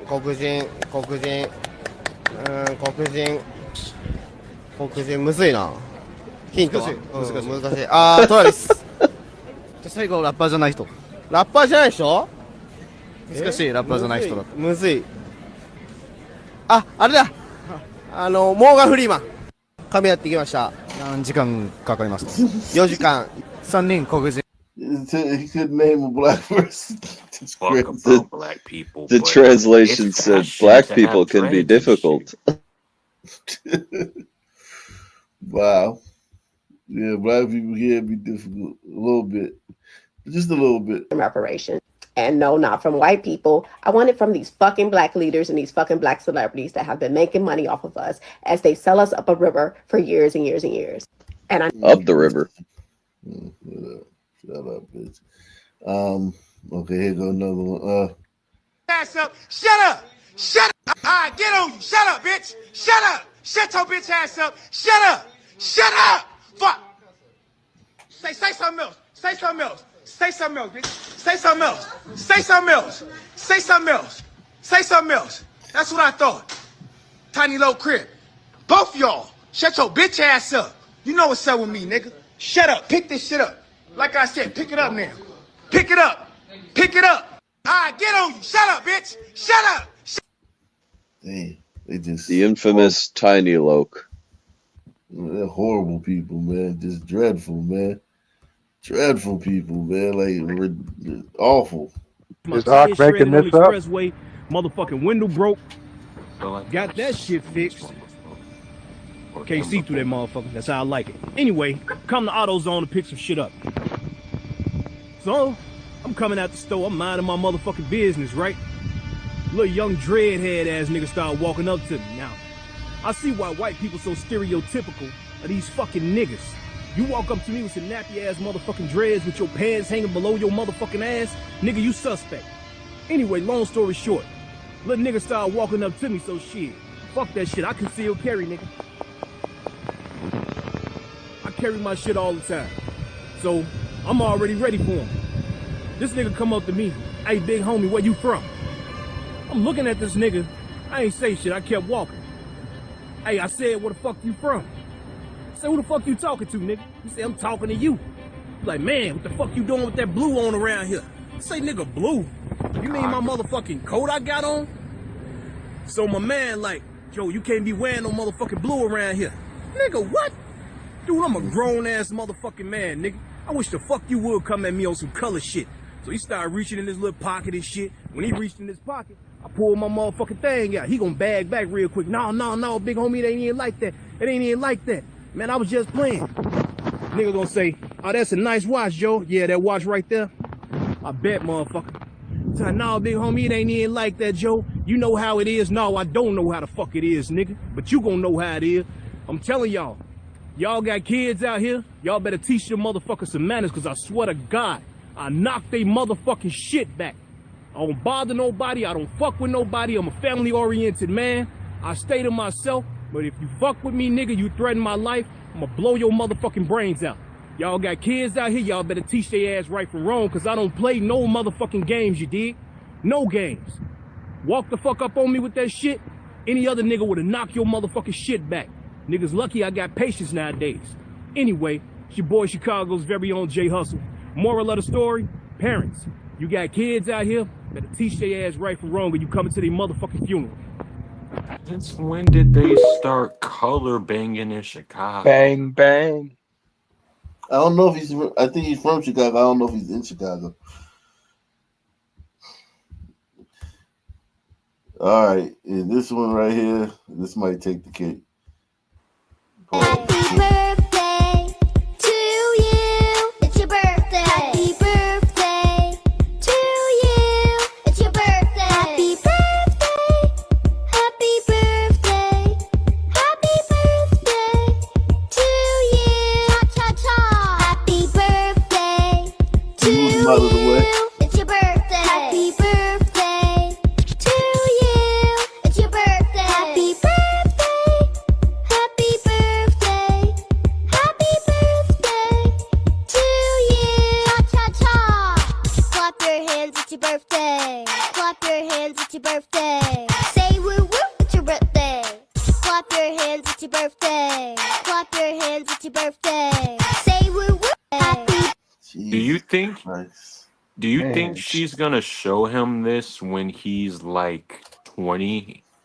She'll show him that when She won't have to. He won't have His to. friends Every will kid in show it. school will have already showed it to him. Yeah. Look Yeah, what I that's did for embarrassing. you on your first birthday. She'll tell him to hold. She'll tell him to hold the camera. Man, this is child exploitation at its finest. Yeah, like, this should. he kept doing it. If she would have twerked for maybe like 10 seconds, it still would have been awful. But she it's like a minute. Like it's just weird. Yeah, Weird, man. And I bet she did multiple takes. The baby's got his hand right next to the candle. I don't like that. And she's shaking her ass like a foot from her son. Not paying no attention to him. No, it's about her and her fake ass. Exactly. Yep. I could probably set my drink on that and watch it go across the room. You Like can a set shelf. You can set your food tray on that. Fucking fake ass. She moved him out the way. She's like, move. Yeah. Get out of the way, baby. It's my camera time. You're taking up my shot. Yeah. Don't face bomb my tushy shot. Jesus Christ, She'll man. have 4 more by the time he's She's probably already got 4 more. whatever age. Yeah. The tiny village of Hingham in Hill County, Montana, had its first murder ever. Police say Tiffany Niehoff, 39, was murdered by Deshaun Chapman, 20. The entire county is only 0.7% black. Motherfucking Deshaun, man. That's a strike against you at birth. Giving your name like that. What is he? A sun glider or what? It looks like it. Yeah. It looks like it. That's the one right there. I'm going to show you how we refresh our flows. This is how it looks like now. So hi guys, I'm going to show you how we refresh our flows. This is how it looks like Refresh? now. Not refresh, but we refresh using cow dung. This Cow right dung. here is cow dung. It's not disgusting. I know some of you now are closing your nose. It's not disgusting. So this is the brown before. This side rather has already been smeared with the cow dung. So this is how we do it. You get water, pour it on the cow dung like this. Then you spread it. You spread it. Add more water. Cow shit cement. Cow shit is on the Friday. So once you spread, you just They To level fill the it. hole. slide it all to another direction. Very easy. Who needs pine saw when you got cow shit? Who needs pine saw when you got cow shit? Refresh the floors though. Yeah, can someone explain how this is refreshing? Well, it's a translation thing. They They're using believe it to float the floor and make it a level surface. no. They're doing Make it this. smell better? No, they're doing this to disinfect it. This is they Oh. believe that cow shit is disinfectant properties. What? That's Different? Yeah, and it doesn't. It got E. coli and all other type of pathogens in it. But they never Still believe in change. witchcraft. Like that, you know. They like the color. They never change. Whatever they're doing a trillion years ago, they're gonna be doing today. It says the video shows a traditional practice of using cow dung mixed with water. Somebody got an echo, man. Mixed with water to create a paste for flooring, common in rural Africa and India. It's valued for its antimicrobial properties, dust reduction, and sustainability, especially in rural settings. However, it can harbor pathogens like E. coli if not sterilized, and many find it unappealing or high maintenance. The earth shattering innovation claim likely refers to modern uses of cow dung like biogas and bioresources, but these aren't directly related to flooring, suggesting exaggeration. Cultural significance varies, with some respecting its eco-friendly nature while others see it as unhygienic. That's what Crockett said. Eco-friendly. That's talk about a spin or a slant. There you go. Just some backward shit that they do. They still building their houses out of mud, so why not? Mud Still and building shit and their straw. Yeah, why not? My dookie duplex. I mean, you can't say they're not resourceful, but god damn. Mm, mm, mm. Um, yeah. Any final thoughts, guys? Thanks, Ock. Jim, Another great show, Jen, do you still think this is just all bullshit? No, I don't think it's all bullshit. I do for sure have to do a lot more learning, man. So Well, you've been here 3 years, buddy. Am I still the Hey, white devil? salute. Yeah. Hey man, but we all wake up at our own time. We all wake up at our own time. So hopefully Have you taken the something $5 challenge yet, Jen? In 3 years? In your 3 years here, have you donated to the channel? I believe so. No, you No, haven't. that doesn't Yeah, sound yeah, that yeah. doesn't sound convincing. All right, man. Same black Yeah. channel, same black channel. I'm out of here. Salute.